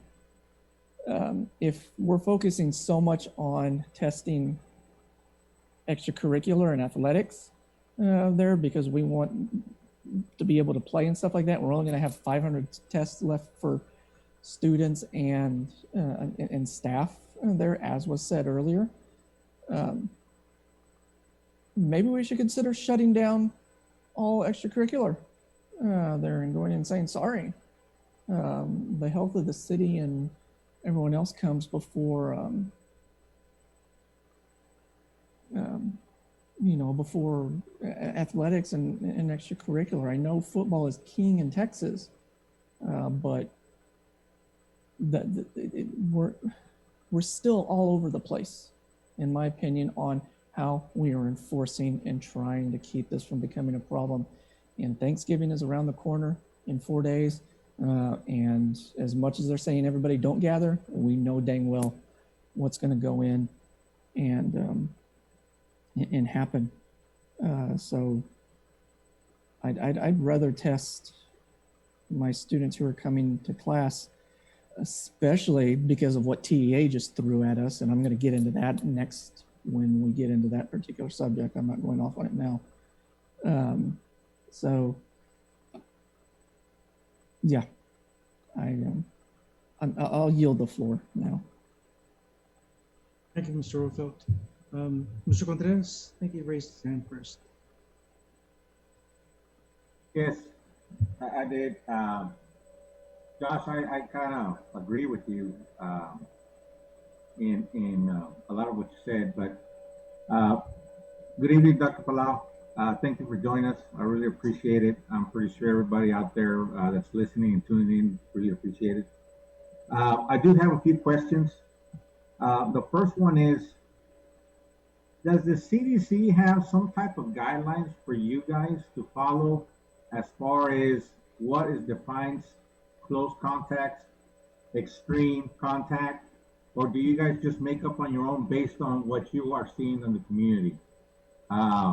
Because I think that's very pertinent to the kids and the parents, along with the staff being, kept at their home and being out there. So do you have some type of guidelines at the CDC, or does the local government or the county, not the county judge, but the county have guidelines for you to follow? Or they just give you a open book and you make up as you go, whatever you think. So I do use the CAC to rely on a lot, specifically with close contact, when to quarantine.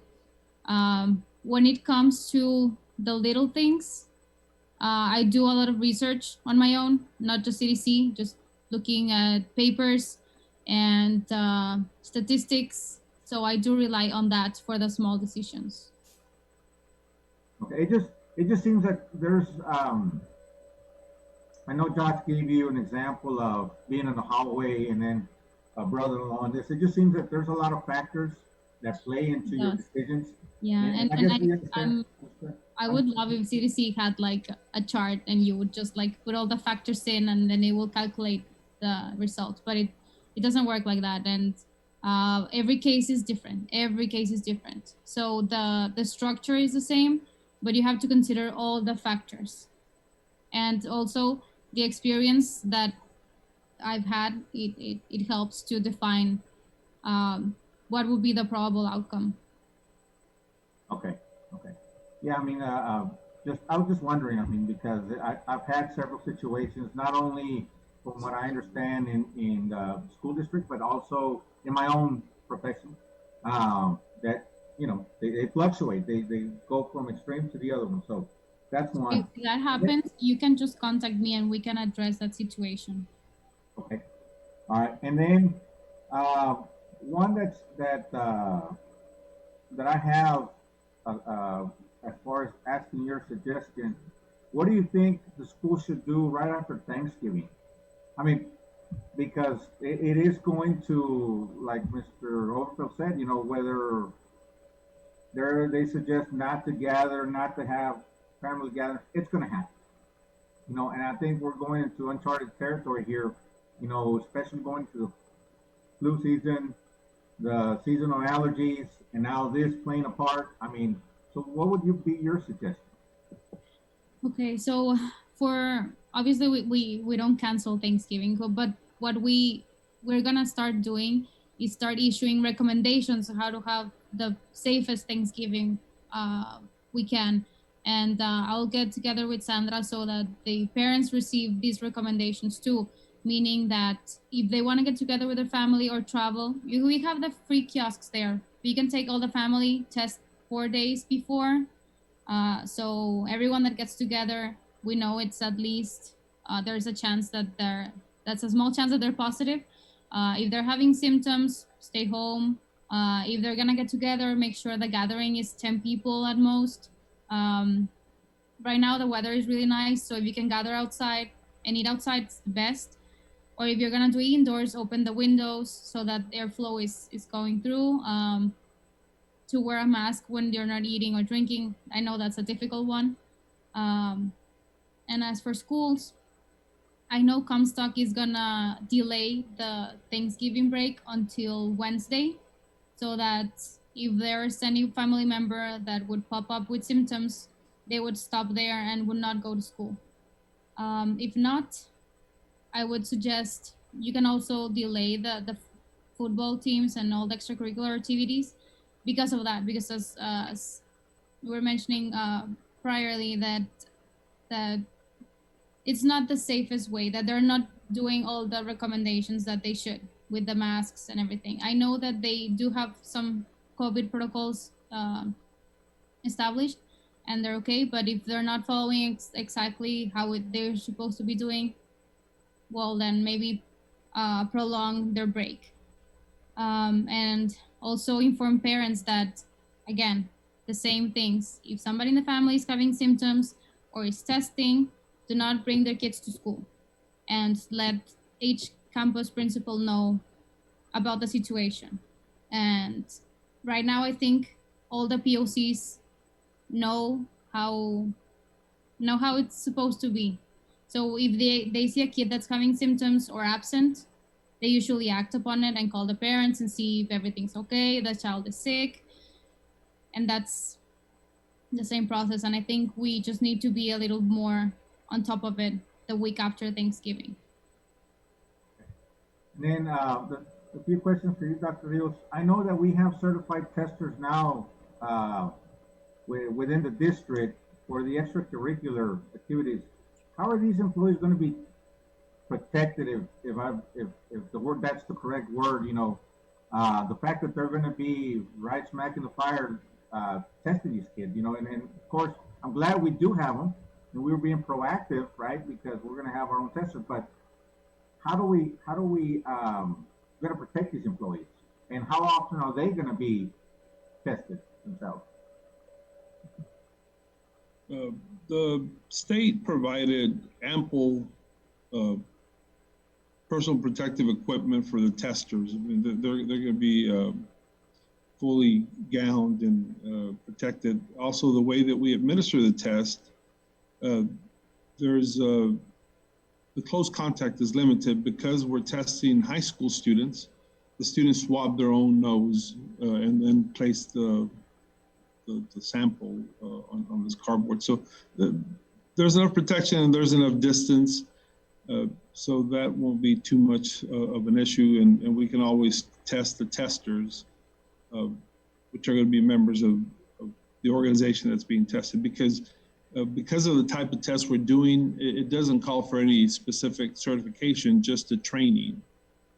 Mr. Russ, I have some other stuff to share, but I'll wait till all the questions are asked so that I can share some just information and put it in context. Yes, I know Dr. Palau, I know her time is valuable.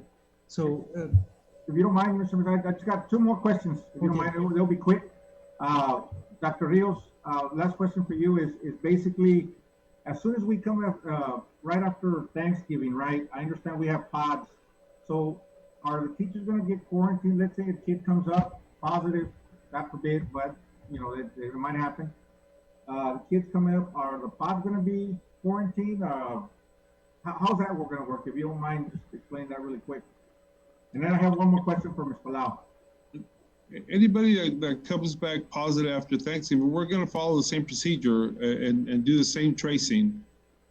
So it could be 4 students around there. It could be an entire classroom. But again, it's difficult because it's always on a case-by-case basis. And making it that way also poses an issue because of how many people are honest with you. So sometimes I've seen cases where people report that they had no contact with anybody else. And then we have to dig a little deeper and say, well, we heard you were here. We heard you were there. Maybe there's a little bit more information to share. So sometimes decisions are made, but because this is very much based on you willing to share the truth, and that makes it hard sometimes. But we're going to follow the same process.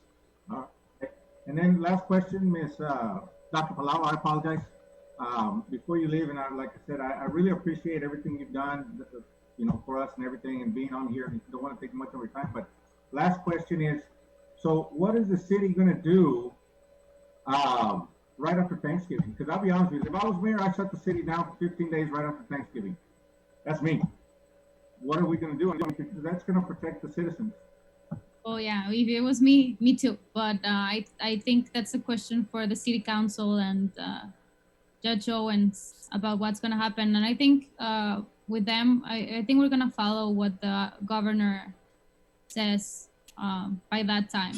So it would be December, and I think we would see the uptick a little bit before Christmas. So let's see what happens. Mm-hmm. Thank you, Dr. Palau. Appreciate it. Be careful. Thank you, Mr. Cortez. Anyone else? Just real quick, to follow up on that. The LHA and a lot are saying that Thanksgiving and Christmas are going to be bad. El Paso is already in the process of shutting its school system down. Yeah. I know some other districts aren't coming back after Christmas. After Thanksgiving, at least to the first of the year. How are they getting a waiver from TEA and going strictly back online, or because if we get into that position again where it's really, really bad, is TEA going to allow us to transition back. Some of the cases, particularly some of the cases that you mentioned, I mean, take El Paso, for example, that's ground zero for COVID. They're working directly with the state. The state does have a process for districts in that situation. And if we found ourselves in that situation, then there would be a process for us also. But we're not in that situation yet. And I would offer that when we look at the numbers of students testing positive and of faculty testing positive, and we look at where they were infected, for us, it looks, and it is very difficult in tracing everybody because of the number of students that were quarantining to prevent the spread. Now, if we consider the number of students that we quarantine and the number of those students that actually come back positive, then you can see that we're being very aggressive, which is a good thing, because a lot of those students really aren't positive. So we're quarantining on the safe side. And even though there's a lot of frustration from people that think others should be quarantined, or that, and equally it's some that don't feel that they should be quarantined, because the pushback that we get for students that have to stay home 14 days versus 7 days plus the time it takes to get the results, that's equally challenging. But at the end of the day, if we look at the number of positive cases that we have from the kids that were made to quarantine, the number is very small. Obviously, if you wanted zero spread on school, then you would be on the side that says close everything down.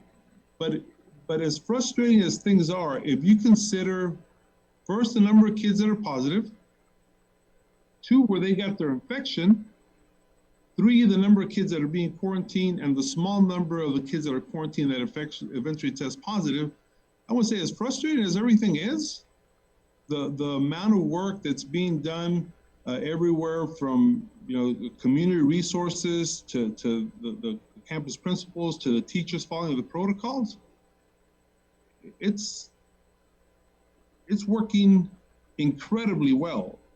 And I understand the frustration.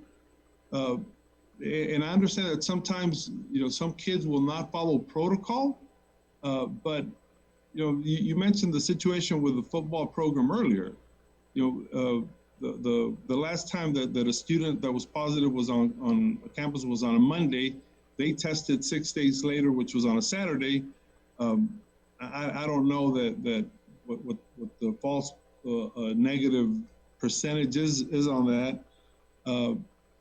But we also have to consider the days before that student could have been contagious, and the number of kids that were negative.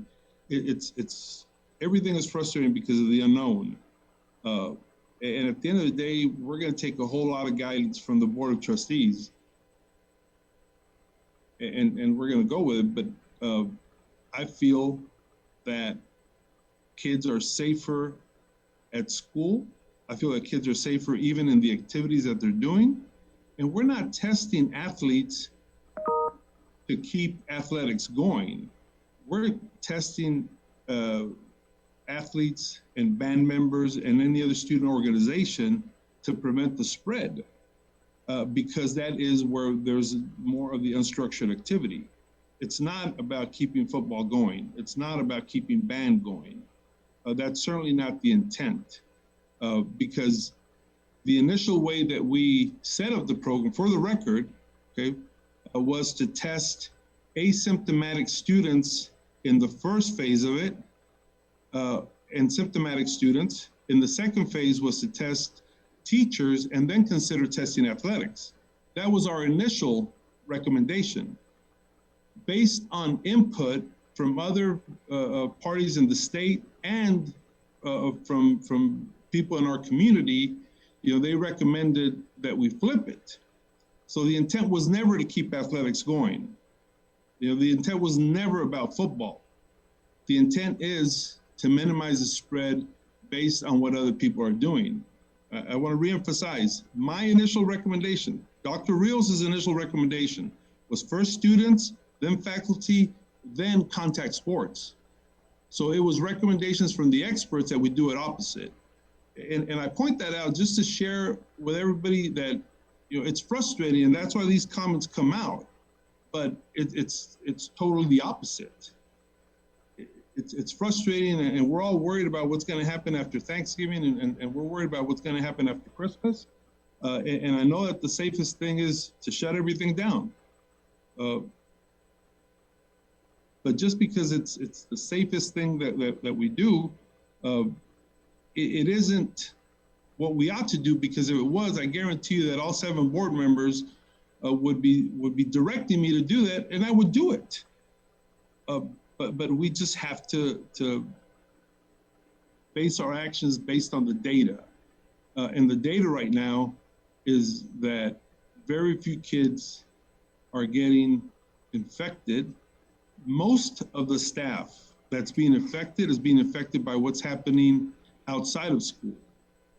Even when they infect each other, they didn't infect each other in the hallway. They infected each other having dinner after school, or going to these social gatherings. So we just have to, and it's difficult being the superintendent and having to say these things, but we just have to understand that the frustration comes from the unknown. What we've done with the assistance of the resources in the community has been to keep everybody safe. Now, if y'all see it differently, then you know, we can keep talking about it and come up with a better decision. Of course, as things get difficult, I would be the first to recommend, hey, we need to shut things down, or we need to suspend things. And as far as having a plan to do it, you know, we could go to online learning 3 days after you tell me to do that, or after I recommend that we do that. That's not an issue. We've been there before. We've gotten a whole lot better at it. But you know, everybody's working extremely hard, and I think that the results show it. Unfortunately, there's a lot of emotion and there's a lot of frustration because there's so many unknown things, and because we have suffered a loss. But it has not come from the school. It has not come from contamination in the school by and large. Dr. Riz, for the sake of time, any other board member with a question? Then the final one, Dr. Palau, I have monthly Zoom meetings with the Commissioner of Education. All the reporting that all districts do, go to TA, and there's a website where all the results are posted. And he made a statement, and I just wonder if you agreed with it. He said, again, basically students are not being, you know, affected or infected with the coronavirus at school. It's outside of school. And he mentioned that the safest place for students to be is at school. He also said he went beyond that and said the safest place for teachers to be, because of all the protocols that you have placed in the districts with regard to plexiglass and gowns and face shields and masks, that the safest place for staff to be is at school. And it was pretty much 5% across the state that the infectious rate at school. It was mostly outside of school. Would you agree with that statement? So it's a really like all or nothing statement. But if the teachers, for the teachers that do stay in their desk behind plexiglass or shower curtains, obviously, yes, that will be safe. But they don't stay there all the time. They, as Dr. Rios was saying, they usually meet with other staff members, or they have husbands that work in high risk places, and they get together after school, and that's what happens. And we've had cases. I mean, as Dr. Rios said, the in-school infections are low. So I mean, it's not 100% safe. Of course, you cannot say it's super safe. But what the POCs, Sandra and myself are doing, and my team to prevent any outbreaks from happening on school is helping. It's a lot of work and it is sometimes overwhelming. So I cannot be definite saying that it's super safe, that is the safest place to be. But right now, the evidence says that it's not bad.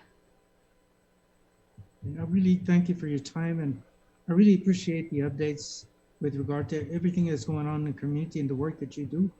And on behalf of all of us, I want to say thank you for being here and providing the update. Yes, thank you for having me. If you have any more questions or any concerns with any case, I think Dr. Rios has my information, and Sandra too, my email, so you can always reach me through there. Thank you. Thank you so much. Thank you. Thank you, Dr. Plow.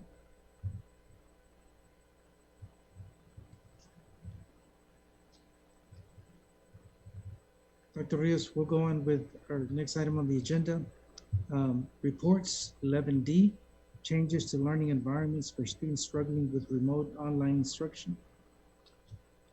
Yes, Mr. Mesa, thank you. I want to thank Mrs. Webb. She's the one that requested for this agenda item after we provided the board update.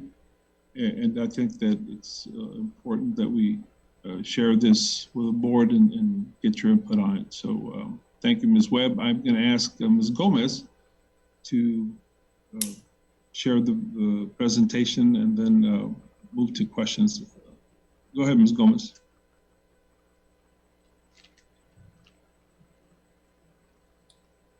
Thank you, Dr. Rios. Good evening, Mr. Mesa, Dr. Rios, and members of the board. Changes to the learning environment for students struggling with online instruction is a presentation that will cover several of the items that we'll discuss on the agenda in the next slide. As mentioned earlier, Mike Morath, the Commissioner of Education, did release new guidance on November the 5th. We'll be sharing that with the board, along with district statistics, on the enrollment of the number of students currently receiving online instruction, along with the failure rates of students who are participating in our online instruction for both elementary and secondary, and then some next steps along with the TA attestation.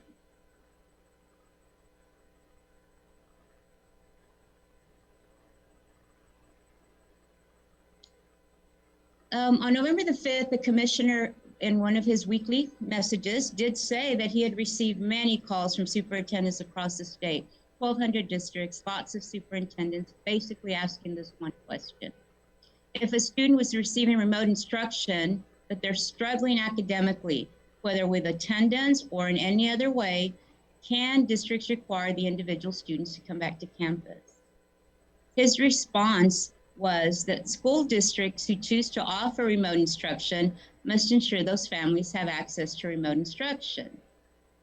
Unless the school district determines that the student's attendance and/or academic performance in one or more classes puts them at a significant risk of severe learning loss, as outlined in the following criteria. He outlined 5 different criterions that would be required for discontinuing remote instruction for certain students. The first one just said that districts would be mandated to file an attestation. It's just that we're attesting that what he's asking us to do.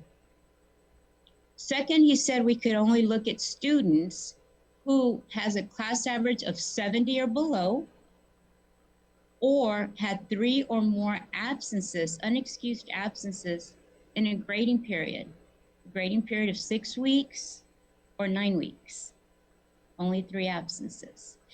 TA also said that the LEAs would have to notify the parents with 2 weeks of a grace period, or 2 weeks of notification before that transition took place.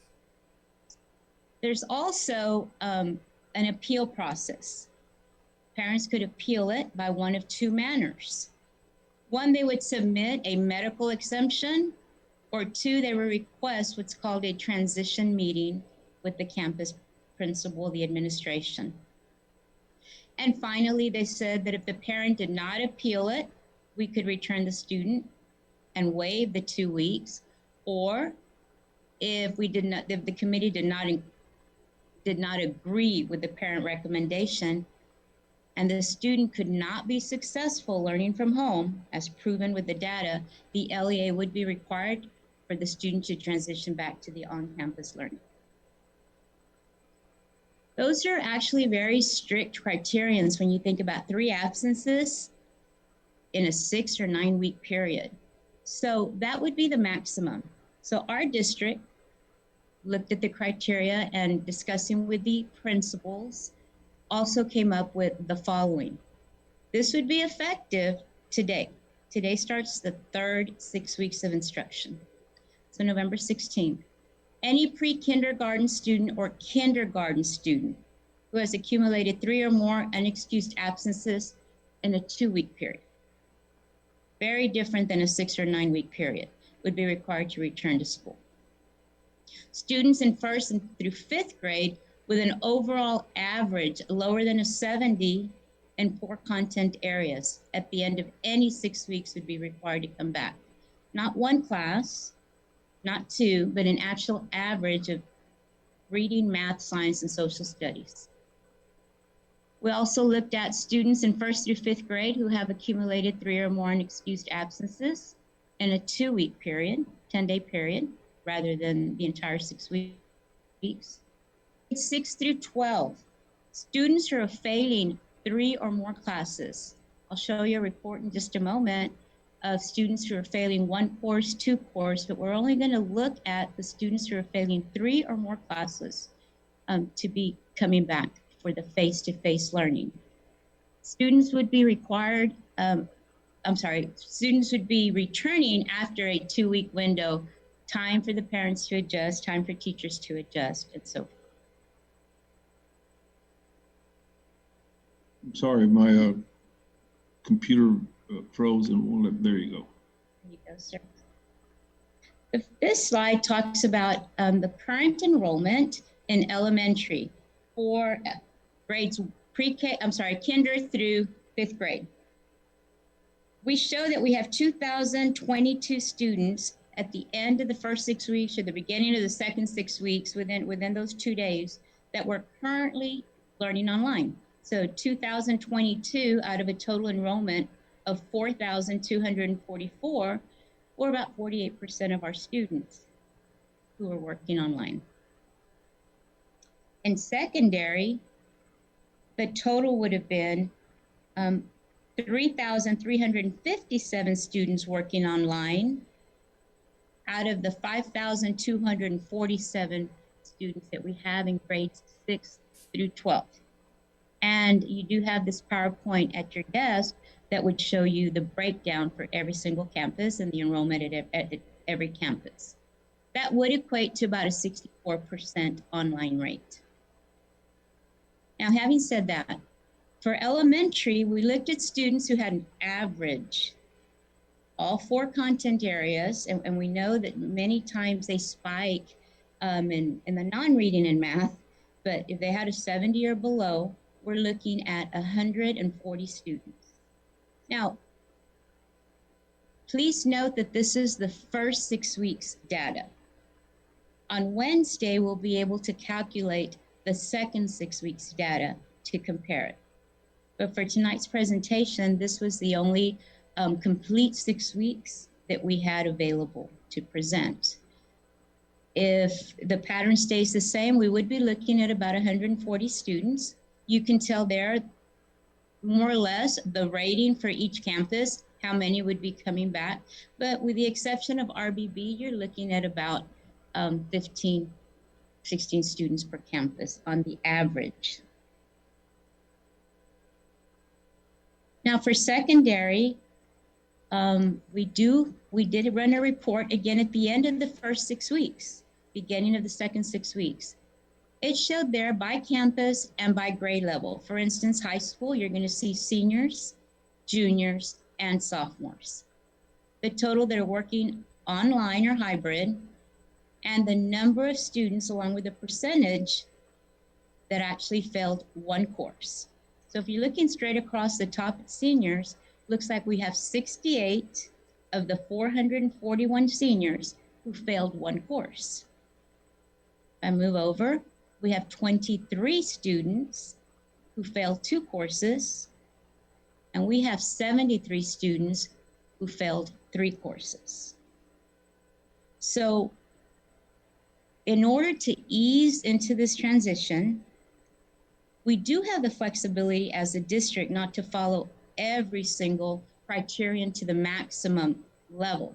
So we were looking at the failures, the students who failed 3 courses, highly at risk of not earning their credits. If the same numbers appear at the end of the second 6 weeks, many of these students would not meet their credits. We're already working with the high school for upgrade and credit recovery. So we're not waiting until the end, but we are very conscientious that 765 students are highly at risk of not earning their credit, not meeting any type of the rigorous course level of instruction that for understanding that they would need. So out of the 5,247 students, we would be looking at returning 765. So rather than having 3,357 students at secondary who would be working online, we would reduce it to 2,592, bring back about 765. Our online would change from about 64% to about 50%.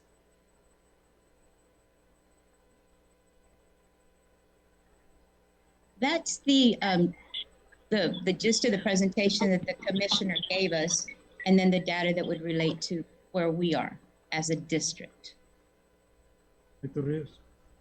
Well, I'll, if it's okay, Mr. Mess, I'll wait for the questions. That way the board can share their thoughts. Mr. Smith? Yeah, a couple of things. I mean, that data is almost kind of depressing a little bit, but I'm not sure it tells the full story though, right? I mean, that's pass fail, but not necessarily where we're at as far as average grades and what that compares to the normal 6 weeks time period or anything like that. So I don't know, it just seems a little bit incomplete, I guess, put it that way. Yes, if we were to look at the number of high school students, for example, that are failing 1 or more classes, you're looking at 50% of more classes. And with the way that we've heard the concerns expressed, you would think that we were bringing back all 50% of the students and just, quadrupling the size of the classrooms right now. Well, maybe if we were to follow the guidelines from TA to the letter of it, that would be the case. But we're only bringing back right now, at least for this 6 weeks, the number, those students that are failing 3 or more classes. If we were to bring back elementary students who are failing, let's just say we focus on either reading or math. If you're failing either reading or math, you're going to come back to face-to-face. Well, that would significantly increase the numbers. But we're looking at bringing back students in phases. So this 6 weeks, we're going to see how it goes by bringing back this number of students. It's going to add 1 to 2 kids more per class because of all the classes that we have. And it's going to be very manageable. We're hoping that this action sends a clear message to all the other students that need to improve. And after the first week, we will look to release new guidelines, or maybe not the first week, maybe the second or third week, new guidelines for the next 6 weeks to see what we can handle. Because the need to have less students fail is significant. If the data alone is depressing, but if we were to quantify it by just everybody that's failing 1 or more classes, or we were to quantify it by the prospect of how students are going to score either in their EOC or in their reading STAR test, then it would be even more significant. But again, like everything else, we're easing into the leeway that TA gives us so that we don't trip along the way. Again, the numbers that you see right now, which is the first action we're going to take, is barely taking 1 or 2 steps in the direction of other districts a few weeks ago ended online instruction altogether. Now, I don't think that was very smart because some of them are already back to closing down entirely.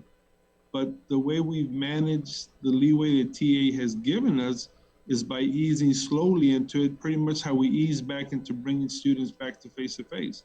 So again, I understand that some people would like us to be more aggressive. Some people would like us to not do any of this at all. But we think that this is a very good medium, erring on the side of caution. Mrs. Webb? Yeah, I got a couple more comments to directly tie to what Dr. Rios was just talking through. And then when we're talking about, on one hand, you know, maybe not coming back after Thanksgiving and those kind of things, and looking at these grades, you know, it's glaring to me that we need to focus on trying to maybe add layers of protection to our kids to get them still back into school to where they can get educated. So getting back to that original discussion about keeping kids out of school, we need to get them in school. If we've got to add additional layers of protection or policing of the layers that we've got to assure that coaches or kids or whoever's on the sideline, like Josh was talking about a minute ago, that they adhere to the rules to support the protection that they need, then I would support that. But I do not support backing out of the easing into the getting kids back into the classroom, as Dr. Rios just clearly talked about. Thank you, Mr. Smith. Any other questions from Mr. Smith? That's it. Okay. Then we have Mrs. Webb that raised her hand. Yes, Mr. Mesa, Dr. Rios. My question is, looking at the data, we have 73 students, seniors, who are not passing 3 subjects or more. Why are they not passing? Are they not logging in? Are they not turning in assignments? What is the reason that they are failing? There's got to be a reason.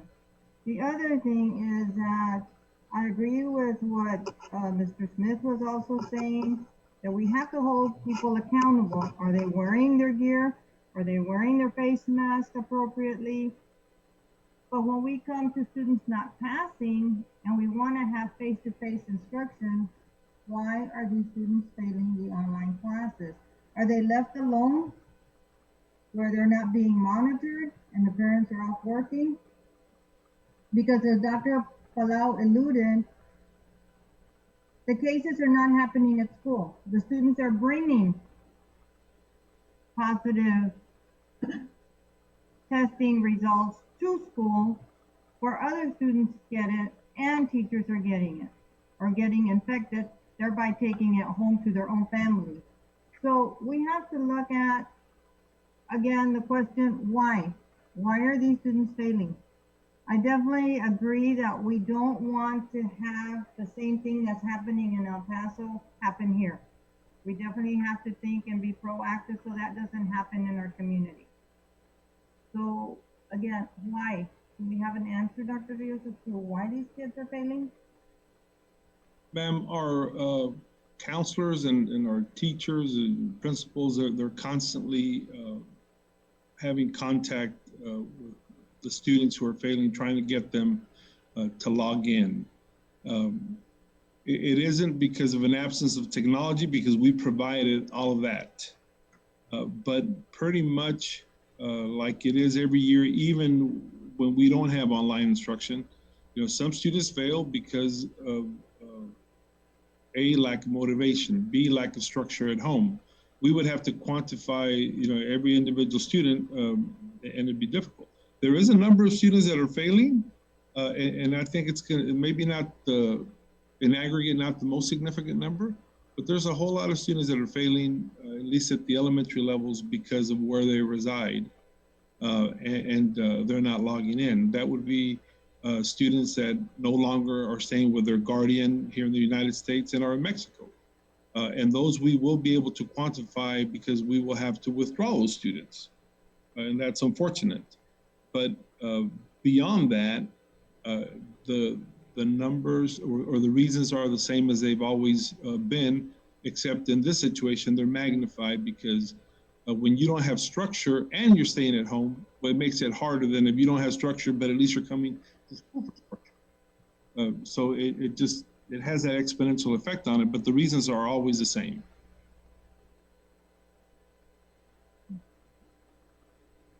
Thank you. Any other questions, Mrs. Webb? No, I just, it's beyond me why, especially at the secondary level, these students are not logging on. I can understand it from a kindergarten student or a first grade student that can't log on unless someone is there to help them log on to be able to do online classes. But these are seniors, you know, I mean, or even your juniors. I mean, you have 139 failing three classes or more. But if the seniors are definitely giving us a message that they're failing, they know they're not going to graduate if they continue to fail, and yet they won't log on or turn in their assignments. And it's not that the teachers are not doing what they can online, because let me tell you, I commend those teachers. Those teachers are doing 100 plus with online classes and face-to-face and hybrid. Those teachers are doing a magnificent job trying to teach. But what else can we do to motivate these students? And if we need to get them face-to-face, do we have the room? Do we have the space to maintain the 6 feet distance between them? Because we don't want to put our teachers in danger either. But instruction is important. So those are the things that we have to look at. Right. Thank you, Mr. Mesa. Dr. Reyes? Can I speak right to what Miss Mr. Orville? Webb was saying there? I know y'all have questions, but I want to speak directly to that because in my normal life, I teach for the junior college, so I have ECHS students there that are my students, and I have seniors who are not passing right now, and the big reason is Miss Webb that I've seen in my classes, they log in, but they're not turning anything in. They're simply just not turning anything in. That's my experience, and I know it's the experience with several other professors at the colleges.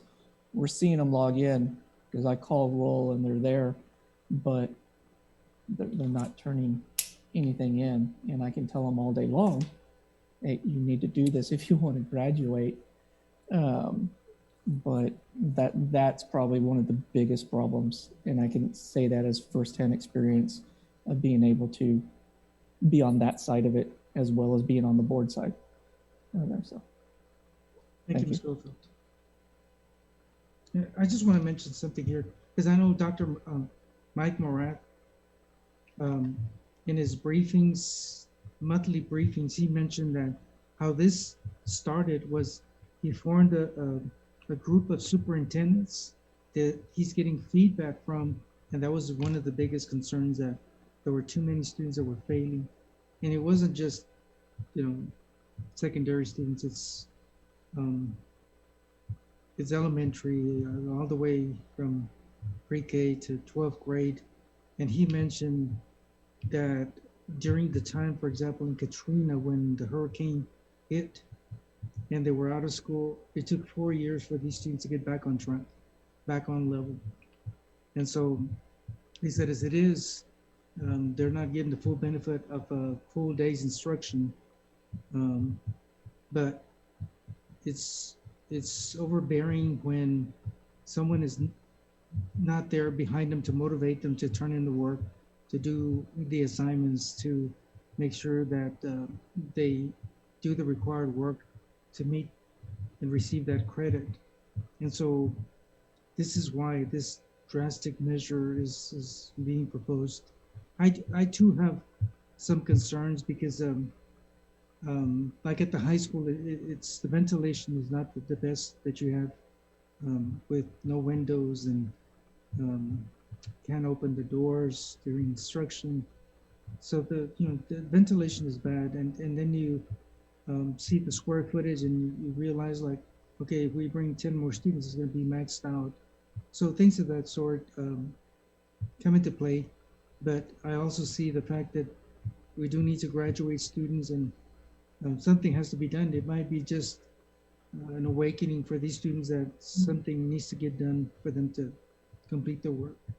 Mr. Contreras, you had your hand raised. Yes, my question is, I know that the number of failures were going to increase simply because of the COVID situation, but just as a comparison on secondary level, how does it compare to last year during the normal setting? Do we have a number just to have a comparison? We don't have that number today, but it could very easily be obtained. And right now, as we were talking, I was thinking that one of the things we have to look at is look at the number of students that are failing through classes, and then not that it makes it any better, but how many students are failing an elective that they don't need to graduate. That would be a reason why they're failing a class. Maybe they won't graduate with the certification or endorsement that they could otherwise have, but they're still looking at graduation if they get 4 out of 6 credits, or sometimes even 3 out of 7 credits. And then the other part was I want to go back and look at what the failure rate for seniors was last year at the same time, and that data should be archived. Yes, sir. And I'll provide that in an update just to see really how difficult the situation is. Yes, sir. Okay, go ahead. And then the other question I have is, so the first 6 weeks came out. How many students came face to face on their own? How many parents actually took the time and said, you know what, my son or daughter is failing 6 weeks. I want to send them face to face. Do we have a number from the beginning to now going into the second 6 weeks? Since the second 6 weeks, you're going to have the numbers here pretty soon. Do we have a number that increased? The numbers definitely increased, Mr. Contreras. We have to do a little bit deeper dive and see how many of those were due to the parents saying my child isn't handling online instruction as well as we thought they would. And that is certainly out there. It does exist. And a lot of them changed just because they didn't want to be home anymore or the parents needed to get to work. But we can definitely look at the number of students that came in and run a report and see how many of the failing kids came in. There were some of those, and we definitely got reports where even individuals on campuses were encouraging the parents, hey, your child really needs to just come into school. So some of that does exist. Then the last question is, so we saw an increase on the face-to-face. Did we see an increase on teachers coming back to the classroom? Or it stayed the same on secondary level? Most teachers are at school, sir, and most teachers are teaching at least at the secondary level from the campus. It's just very few that are have a alternate work arrangement for one reason or the other, but the majority are on campus. Thank you, Ms. Contreras. Ms. Gonzalez, you have your hand raised. Yes, sir. I had also asked about the kids that are failing. What is being done to do? Are the parents being taught since they're the ones that go on the call parents? Ms. Gonzalez, I think you were shuffling the papers on the computer and covering up the mic. I'm calling out for you all. Let me do it again. As far as the kids that are failing, what is being done to get them to do their work besides telling them? Are the parents being told, since they're the ones that wanted them to go online? Are they being held accountable? Yes, ma'am. There's been constant communication with the parents when the student is failing, particularly at the elementary level. There's constant communication. At the secondary level, obviously, we resort more to emails and the grade reports. But there is communication. There's, as Ms. Gomez was mentioning earlier, they started a whole lot of the credit recovery efforts at the high school, or working with the teachers to improve a failing grade, where the teachers work individually with students. And we started that as soon as the first grade report came out. Also, if they're not, is attendance problems right now? How are you gonna make them go to face-to-face if they're not doing it on the computer? How is that gonna work? The attendance problems at the secondary are surprisingly minor, but probably because of what Mr. Overfeld said earlier. They can log in and not be engaged if they're on their couch. The bigger attendance problems are at the elementary level, because it requires the student to submit some type of work by the end of the day. And that would be where the attendance is going to have the greater effect on bringing kids back, particularly in the earlier grades. And what's they gonna do? Nothing? I mean, if they don't come to school, then what? Stay online? But no, ma'am, that's not an option. They have to come to school. And what if I don't want to send my kid to school? What do you do about that? Well, we haven't gotten to that bridge and to have to cross it yet. And it's the same conversation I had with the principals. I said, let's get this policy online, and over the next 2 weeks, we'll confer with the superintendent groups and see what options there are for thwarting the attendance laws, because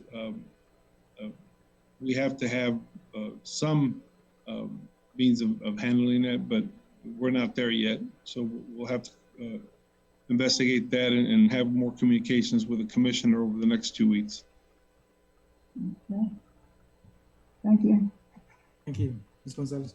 Dr. Rios, one positive thing that I see from this is the fact that parents will be made aware that they are not passing their courses. And so there has to be immediate action on both the parent to make sure that, even though they're secondary students, that they're not being, they're not either turning in their assignments, they're not completing the work that is required for credit, and at least a wake-up call. But I think it'll be more than that. Amy, did you have your hand raised? Yes, Amy has a question. I just have some concerns. I'm probably one of the, Dr. Rios, I'm probably the one you're talking to. I'm frustrated. I'm just going to let you know right now, I'm that frustrated board member a little bit, because I don't agree with this TA thing. And I know that's, kind of, I don't know, ball game, but I don't agree adding more students to the classrooms. I do not agree with that at all. It's unsettling, it's worrisome, and I don't agree with it. I don't know, maybe this is a wake-up call. Like Mr. Mesa said, maybe these parents now will wake up and see that they have to be accountable, because I think we're just adding more kids to if we add more kids, because you have some classrooms that are already like at 18 or 19, and then you add some more then you add some more students. That's just kind of pushing it. And like Mr. Mesa said, high school, it's some concerns there with the ventilation, and then even at the elementary schools, I'm not comfortable with it. If there's something that I ever have to sign, I'm just not going to sign it, because I'm not comfortable with this. We have to find another way. I know we need instruction, and I know we need our kids to be on top of their game, and I'm all for that. I'm all about the students, but we have to be safe. And this is not us adding kids to a classroom. I don't think it's safe. I just don't. It's worrisome to me. And like I said, I am your worried, frustrated board member, but I'm okay with that.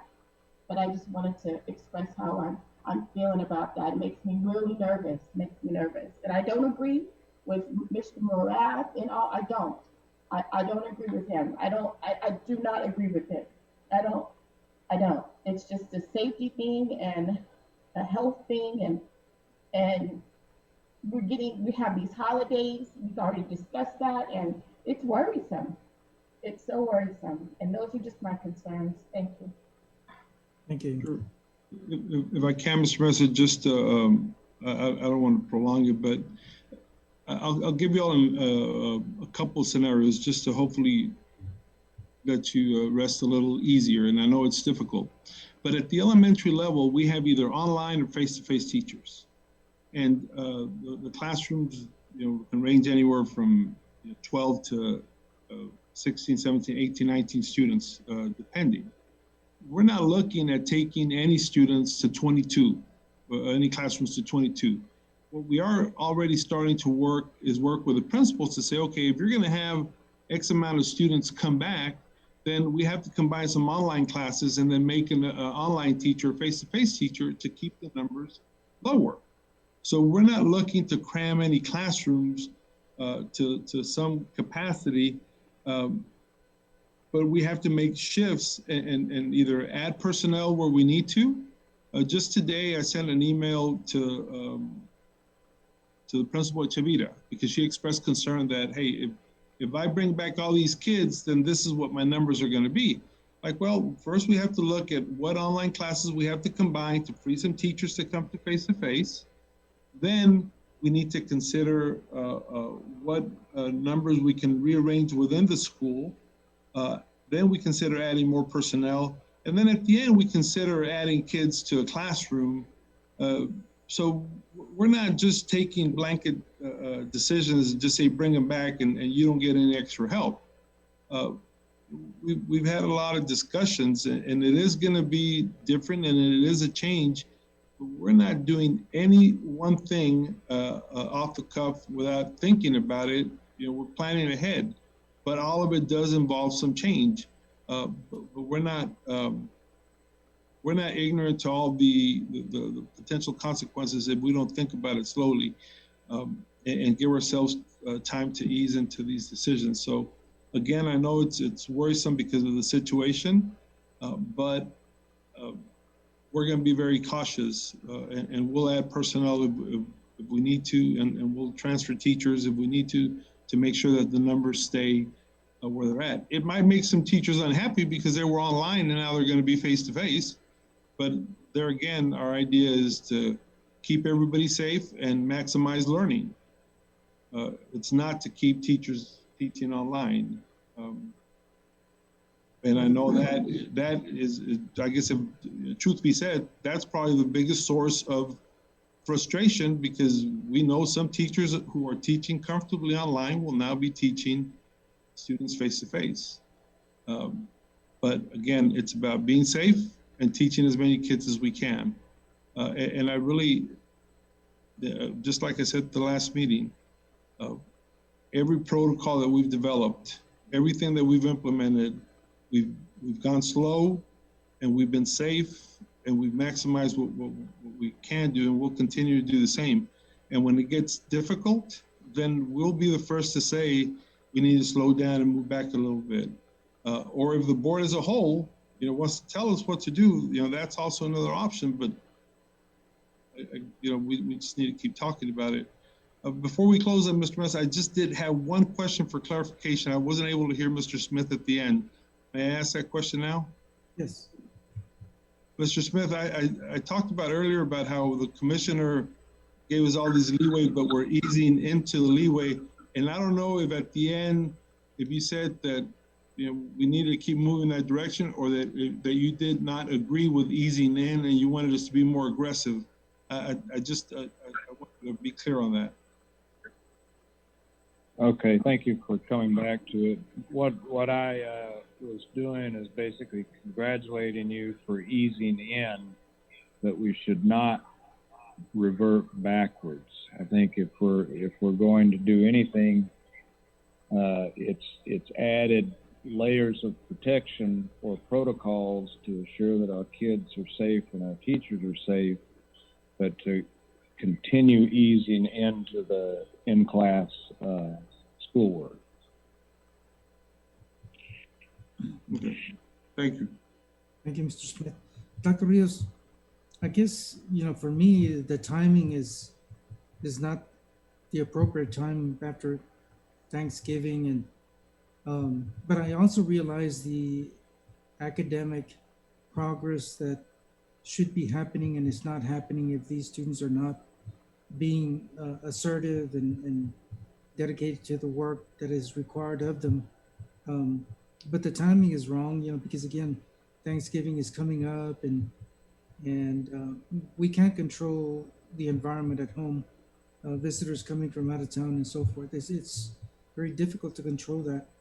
But I do realize the progress that is not being made with these individual students, and I realize the importance of the academic program, because I mean, if these are seniors, I don't think we've ever had that many number of seniors that have not been, responsible in completing their work and failing, 3 or more courses, or, and jeopardizing the graduation. It is across the board. It's just not secondary, it's elementary that either have missed school or the failing rate is high. But somehow the timing is not, the best timing ever after the Thanksgiving holiday to bring so many students in. I visited the high school and I saw so many wonderful things there with the plexiglass, even in the cafeteria and the spacing and all that. But I'm still concerned with the ventilation. And so there's so many things to consider.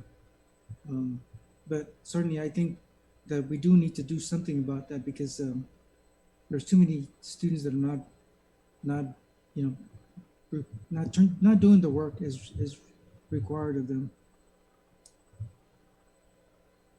Mr. Overfeld. Thank you. I guess some real quick questions and then just my own personal thought. The TEA, this whole thing of sending back or bringing back because of failing, is this a TEA mandate? No, sir. So we as a district could technically choose to ignore this at the moment until after the first of the year. Yes, sir. The board could direct me to do that. Okay. The second question is, I don't know if my other fellow board members got the email from our State Board of Education representative, Georgina Bettis, about asking us as a district to submit a resolution to the governor and TEA to ask that STAR be waived again this year like it was last time. I know I got that email. I didn't know if any of my other board members did. And if y'all did, I'd like us to consider that very soon, hopefully by December, if maybe we would like to join that. And the last thing is my own personal thoughts on all of this. And a lot of it's already been echoed, or I'm going to echo a lot of what's going to be has been said. I don't agree with it at all because of the timing, as has been said. I do not, unfortunately, I do not trust TEA. I do not hold TEA and Commissioner Morath in high regard because of the way that the pandemic has been handled, because of them changing the goal line every other day in the summer before we came back. And they're still not, TEA still not back in its offices yet. And basically what the commissioner is doing, what TEA is doing, is using the excuse of local control and punting the ball to the 7 of us to make the decision during a time when we know dang well the numbers are getting ready to go up. They could the commissioner could make the decision right now to say, no, this isn't the right time to do this, but he's folding to politics and to much bigger ISDs and tiny ISDs in this state. So I like Ms. Haynes said, like some others, it's bad timing, stuff like that. I don't like it. Parents have to be held accountable. Parents aren't answering the phone. And my wife is a counselor for Garfield and is calling every day. And parents don't want to answer because they see 7784000. Heck, we're even calling from Google numbers there to go in and mask the 7784000 number because they don't want to take responsibility. For the parents who are taking responsibility and ensuring your kids' education is continuing, thank you. But for those who just know for whatever reason, this now is because of a lot of that. And that's where a lot of your frustration is coming from on your teacher side, is because the parents aren't answering and they're like, it's not my problem there. So unfortunately, we've gotten away from that as a society when education and teachers were a highly respected profession. Unfortunately, it's moved away from that. So yeah, I don't agree with it there. And I'll make these two suggestions. I'd like to see a plan for what it's going to look like if we have to go to online learning after Thanksgiving, if we see a big rise in Del Rio. I'd like to see that very soon. And then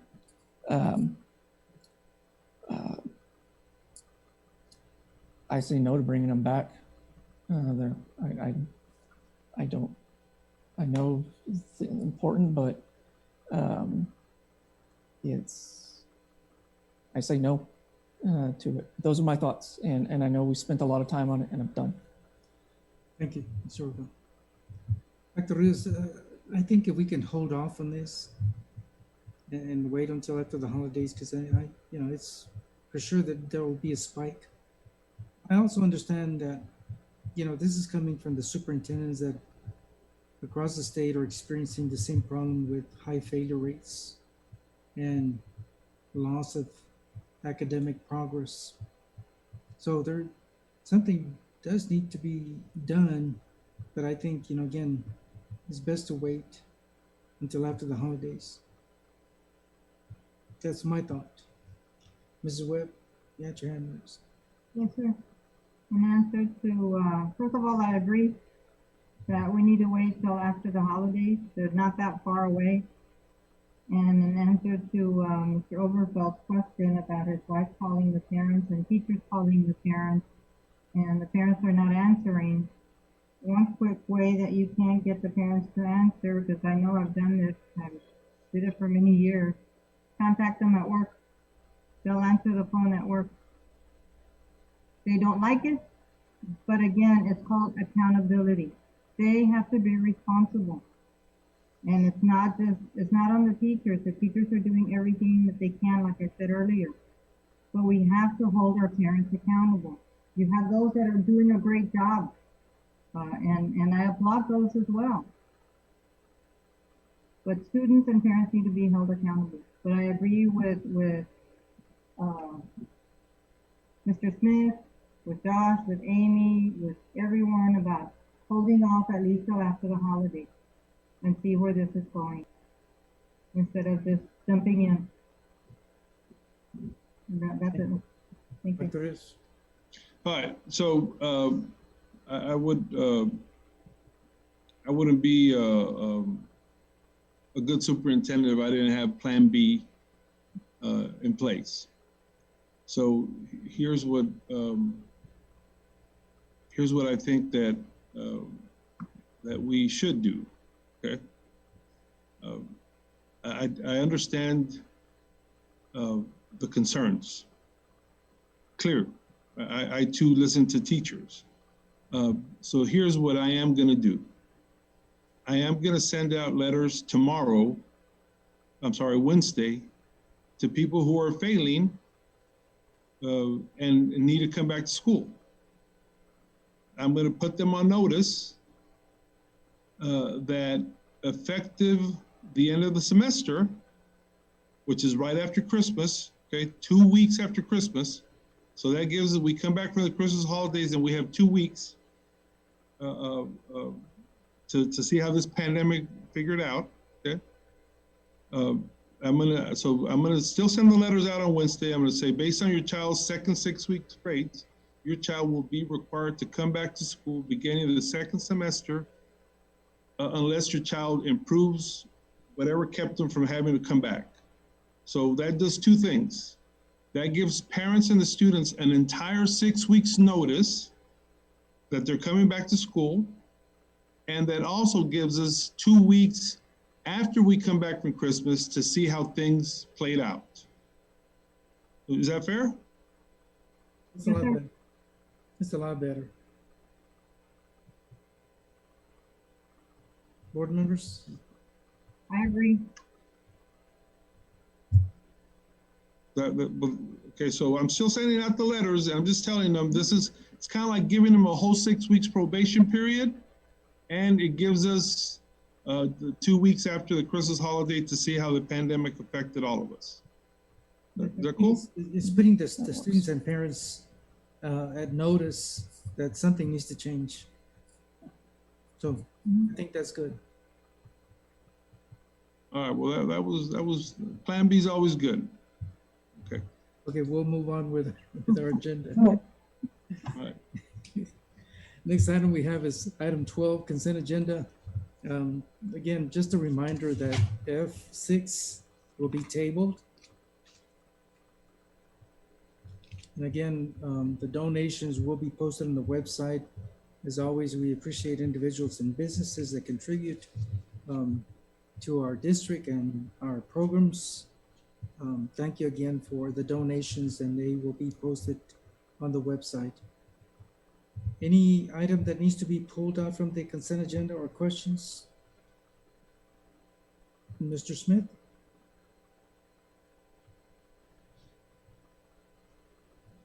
I think you had mentioned F6, right? Just to clarify. Yes, sir.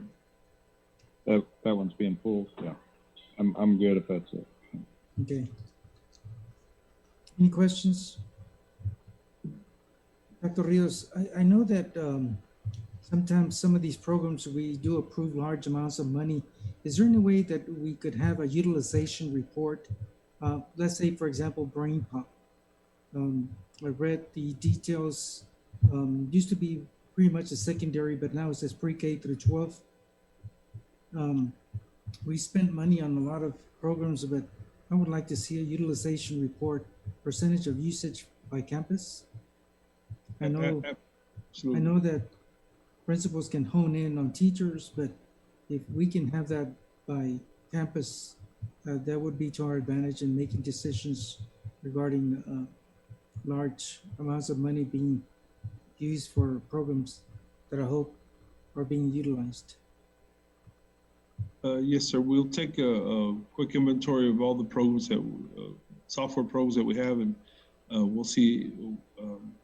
Most of them have a utilization report built in, and I'll simplify that and share it with the board. And then based on that, if y'all have any questions, we can do a more intense look at the data. For us to look at all that. Anyone need to pull an item out from the consent agenda? If not, I'll entertain a motion for approval of consent agenda. Okay, Mr. Smith, seconded by Mrs. Webb. All those in favor, Mr. Contreras? In favor, myself in favor, Diana Gonzalez in favor, Amy in favor, Mrs. Webb in favor, Mr. Smith, and Mr. Overfelt. Consent agenda is approved unanimously. We go on to administration, item 13. First item we have is curriculum and instruction 14A. Consideration to approve a new career and technical education CTE course offered at Del Rio Middle School for the 2021-2022 school year. Ida Gomez. Your mic is muted. Thank you, President Mesa, Dr. Rios, and members of the board. The CTE administration is requesting to replace a course that's 2 semesters, the fall and the spring.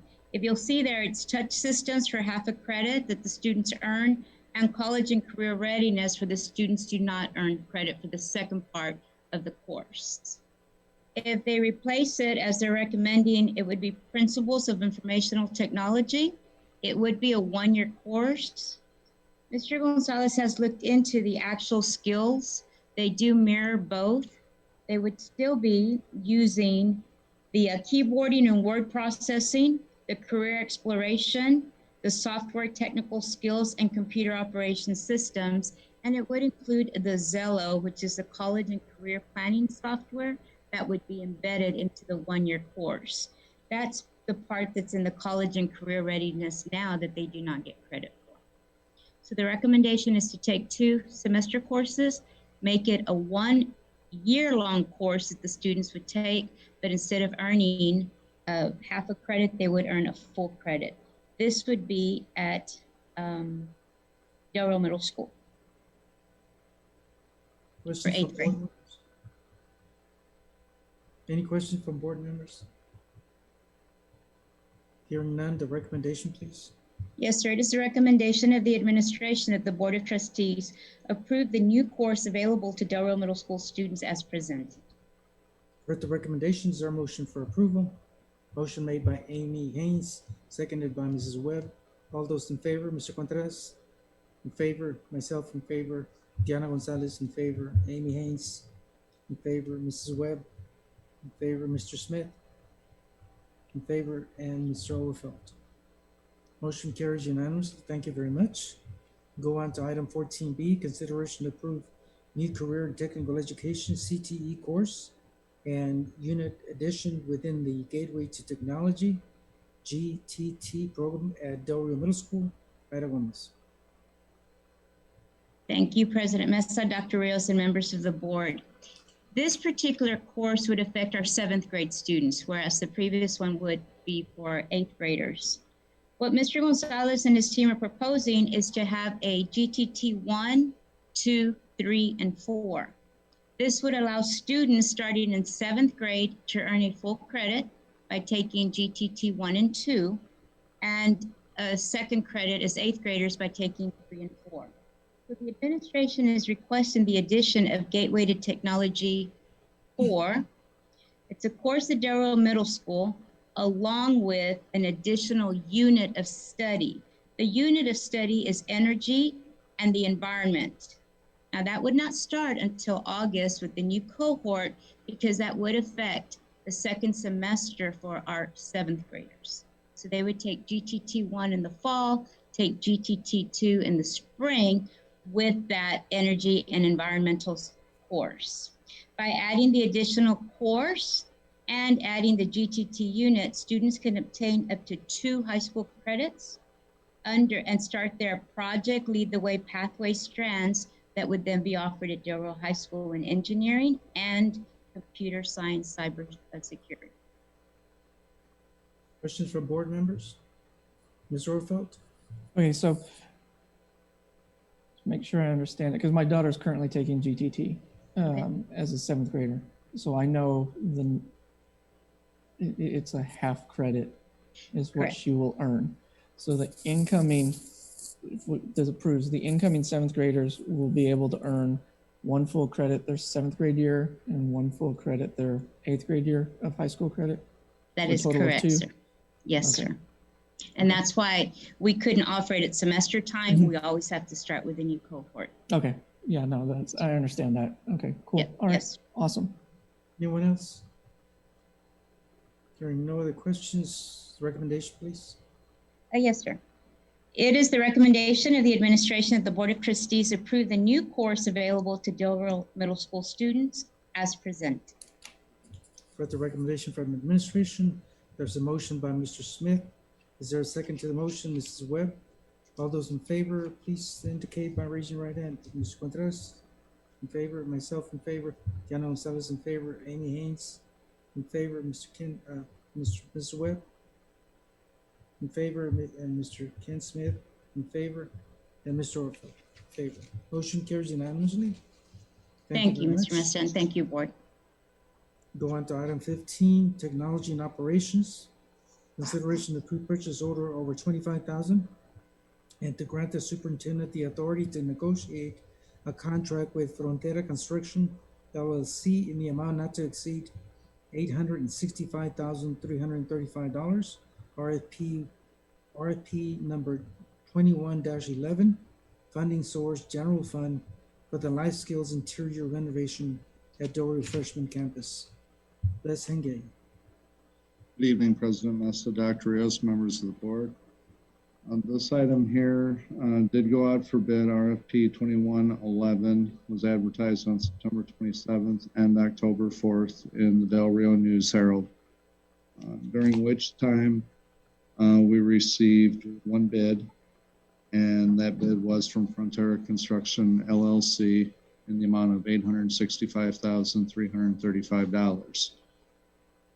The scope of work that's included in there is all interior work to include doors, walls, flooring, electrical, plumbing, some of the heating and air conditioning, insulation, and then finishes based on the plans that were provided with the construction documents.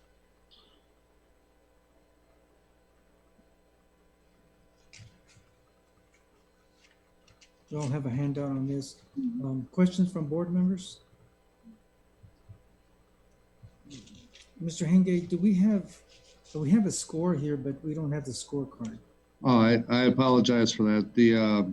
Everyone does have the score handouts. There is a summary Excel spreadsheet on the main page there.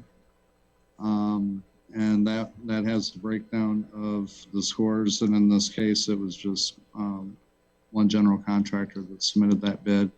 We actually have the score sheets there for 21-11, which is this item, and then the next item to follow.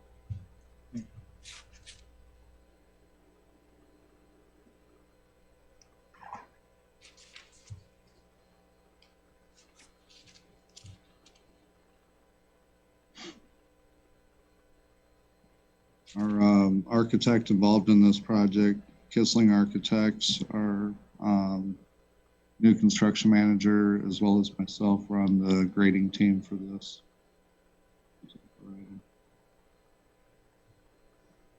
Okay. Questions from board members? Mr. Henge, we've already seen the design at the last meeting as far as elevation and appearance, exterior, and all the detail as far as parking area, sidewalks and so forth, correct? Yes, sir, that is correct. And we do have plans of coming back next month with possible value engineering on this item as well as the next one. This would just allow, this item here would allow the superintendent to enter into negotiations on some of those value engineerings. Some of the items that we're looking at is heating and air conditioning and plumbing. Basically taking a look at what's currently there today, the age of it, and we're really questioning everything that was in the overall project plan. To make sure that, you know, we are doing the best that we can to bring that cost down if at all possible. But it would be our intent to bring that back next month before proceeding on the value engineer side. If I remember correctly, we had a perimeter fence around it for safety reasons, and being that that building is pretty much isolated from the rest of the campus. Yes, sir. Any other questions from board members? Hearing none, the recommendation, please.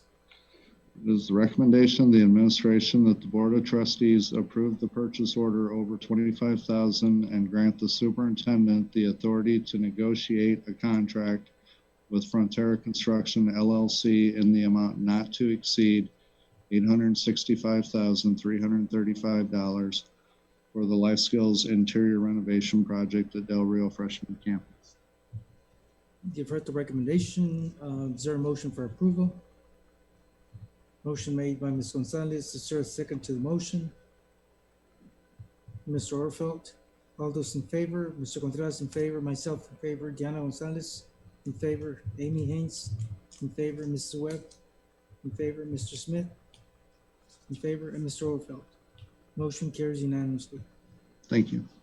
Go on to item 15B, consideration of approved purchase order for $25,000 and to grant the superintendent the authority to negotiate a contract with Sandoval Construction in the amount not to exceed $489,600. RFP number 21-10, funding source General Fund for the Life Skills exterior renovation at Del Rio Freshman Campus. Mr. Henge. Yes, sir. President Mesa, Dr. Rios, members of the board. This agenda item was also posted, RFP 21-10. It was advertised on September 27th and October 4th. And this particular item deals with all of the exterior work that was outlined within the construction documents earlier on. The items included in here are the windows, exterior doors, soffit replacements, bus drop-off canopy, the cupola, or the clear story as it's referred to in the agenda letter here, insulation and exterior finishes are all included within this. We did receive 2 bids. The scorecard is also on that spreadsheet showing how the grading took place. Kissling Architects, our new construction manager, and myself also did the scoring on this item. Of the 2 bids, Sandoval Construction placed a bid of $489,600, and bid 2 was by Frontera Construction LLC in the amount of $693,100. And again, this would be another item where we would go through and bring back some possible value engineering at next month's board meeting. Questions from board members? Ms. Orfeld? Have we done business with Sandoval Construction before? No, sir, we have not. Are they local or out of town? No, sir, they're out of town. They have done other work locally in Del Rio.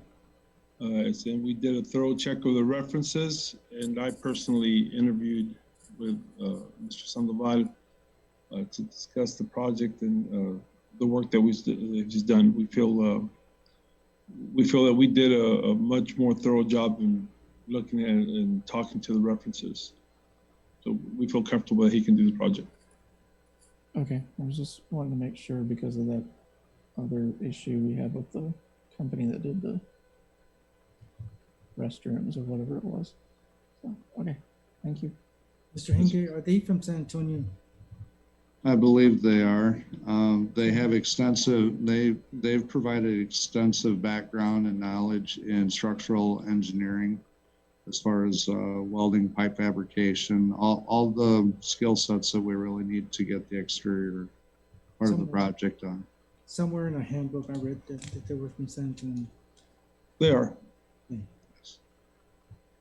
Any other questions? Hearing none, a recommendation, please. It is the recommendation of the administration that the Board of Trustees approve the purchase order over $25,000 and to grant superintendent the authority to negotiate a contract with Sandoval Construction in the amount not to exceed $489,600 for the Life Skills exterior renovation project at the Del Rio Freshman Campus. With the recommendation from administration, is there a motion for approval? Motion made by Ms. Gonzalez, seconded by Mrs. Webb. All those in favor, Mr. Contreras?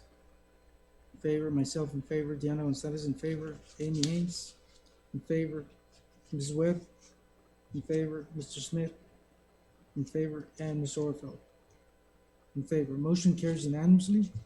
We go on to item 16, business and finance. Consideration to approve first reading of policy CDA local, other revenues and investments. Amy Childress.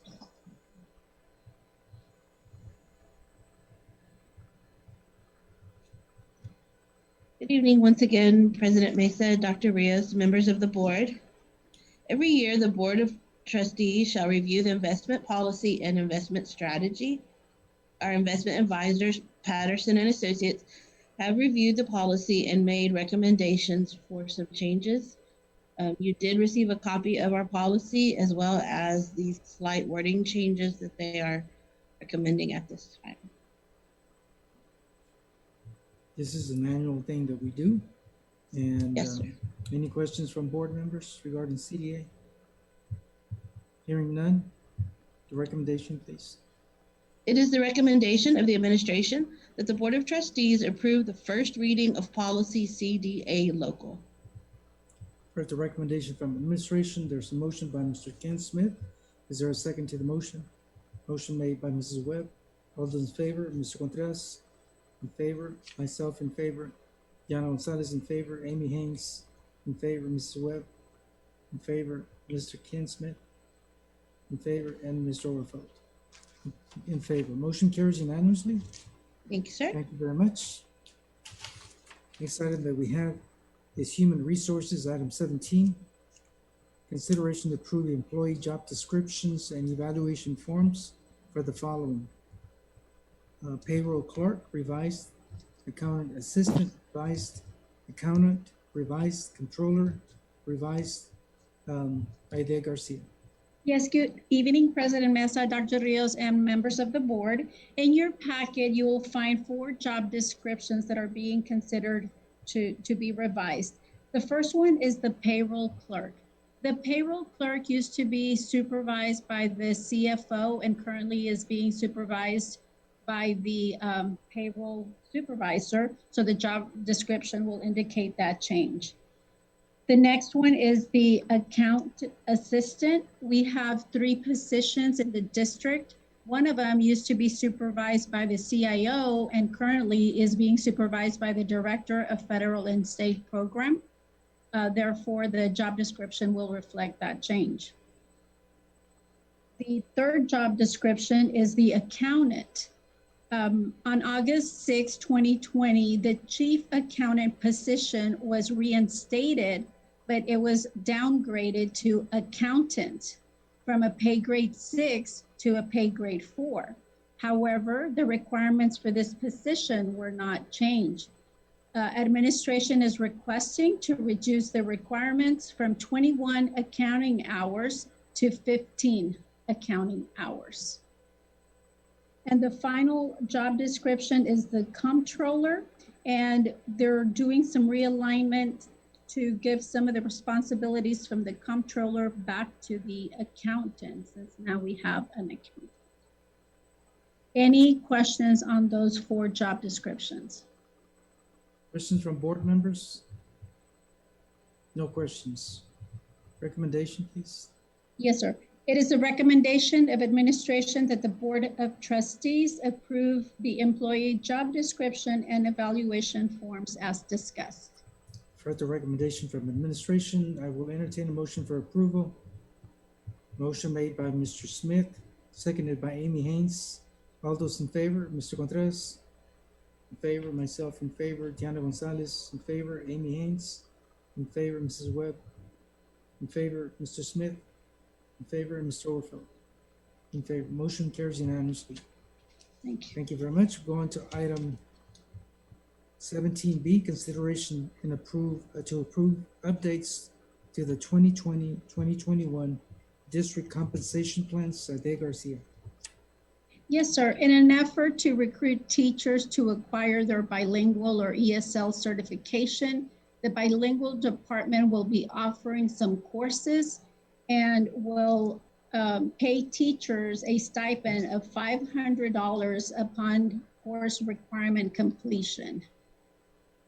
And therefore, the compensation pay plan indicates this addition to the teacher stipends. Any questions? But we didn't have this before. No, sir. This is something new. Yeah.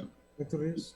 Yeah, we have stipends that we give our bilingual teachers, but this is just, in the past, we've offered compensation once you pass the exam. But you know, people don't get to that point where they actually take the test. So right now, what we're doing is just if you finish the course, then you'll get the $500 stipend. Obviously, the $500 is not as much as we were giving before. I think before we were giving up to $2,000 for passing the test, but this is just to complete the staff development for it. Okay. And it's all grant funded, Mr. Mesa. Okay. Any other question? Mr. Contreras? Is this across the school district, everybody that's bilingual certified? We have to be teaching bilingual, or as long as they're bilingual certified, they get the No. stipend. No, sir. This is for people who are not bilingual certified that we want to encourage to become bilingual certified. So it is across the district for anybody who's interested or who we can recruit to be part of this cohort. Any other question? Hearing none, the recommendation, please. Yes, sir. It is the recommendation of administration that the Board of Trustees approve updates to the 2020-2021 district compensation pay plan as presented. Thank you very much. You've heard the recommendation from administration. I will entertain a motion for approval. Motion made by Mr. Contreras, seconded by Mrs. Webb. All those in favor, Mr. Contreras? In favor, myself in favor, Diana Gonzalez in favor, Amy Haynes in favor, Mrs. Webb in favor, Mr. Smith in favor, and Mr. Overfeld. Motion carries unanimously. Thank you. Next item we have is closed session. We are permitted to go into closed session by sections 551.071 and 551.074. The time is 9:31 p.m. We are now in closed session. If a vote is required, it will be taken upon reconvening back into open session. We're now in closed session. The time is 10:05 p.m. We are reconvening into open session. No action was taken in executive session. We're down to item 21 on our agenda. First item we have is 21A, consideration to approve the recommendation of new personnel, district vacancies and resignations. Aide Garcia. We don't have any recommendations for personnel other than the nurses. Yes, we can go to item B, consideration to approve the position of registered nurse at Lamar Elementary School. Yes, sir. It is the recommendation of administration that the Board of Trustees approve Veronica Gutierrez as registered nurse for Lamar Elementary. You've heard the recommendation. Is there a motion for approval? Motion from Mr. Smith, seconded by Amy Haynes. All those in favor, Mr. Contreras? In favor, myself in favor, Diana Gonzalez. In favor, Mrs. Webb in favor, Mr. Smith. In favor, and Mr. Orfeld. In favor, and Amy Haynes. Motion carries unanimously. Thank you very much. We go into item C, 21C, consideration to approve the position of registered nurse at San Felipe Memorial Middle School. Aide Garcia. Yes, sir. It is the recommendation of administration that the Board of Trustees approve Viviana Garza as registered nurse for San Felipe Memorial Middle School. You've heard the recommendation. Is there a motion for approval? Motion made by Mrs. Webb, seconded by Mr. Contreras. All those in favor, Mr. Contreras? In favor, myself in favor, Diana Gonzalez. In favor, Mrs. Webb. In favor, Mr. Smith. In favor, and Mr. Orfeld. In favor, Amy Haynes. Motion carries unanimously, 7 votes. Next item we have is 22, Superintendent's Report. First item, date for the December regular meeting of the Board of Trustees. Dr. Rios. Yes, Mr. Mesa, as we do every year, we always reschedule the December board meeting from the 3rd Monday of the month to the 2nd Monday of the month because of the holiday. And this happens to be one of those days. So instead of meeting on December 21st, the regular board meeting will be on December 14th. So if you all will please adjust your calendars so that we can have our regular board meeting on December 14th. Okay. And item B, Board of Trustees Workshop. Yes, Mr. Mesa, we will have the ISO training on Tuesday, December 1st at 5:30 at the Garfield cafeteria. It'll be we'll use it the whole cafeteria. Everybody will have their own table. It'll be a significantly distant. If all 7 board members are present, then the state will give you credit for the team of 8 training as well. So the service center will combine the team of 8 training with the ISO training, but it will be on Tuesday, December 1st at 5:30. And I've checked with every board member. Every board member indicated they could be present on that day. Okay, 5 p.m., 5:30. Well, we'll start logging people in or checking people in at 5 p.m. And we'll start promptly at 5:30. So if you can please get there anytime between 5 and 5:30, it'll be great. Okay, good. Thank you for those announcements. And there being no other item on the agenda, is there a motion for adjournment? Motion by Mr. Orfeld, seconded by Mrs. Webb. All those in favor? Mr. Contreras in favor. Everybody's in favor.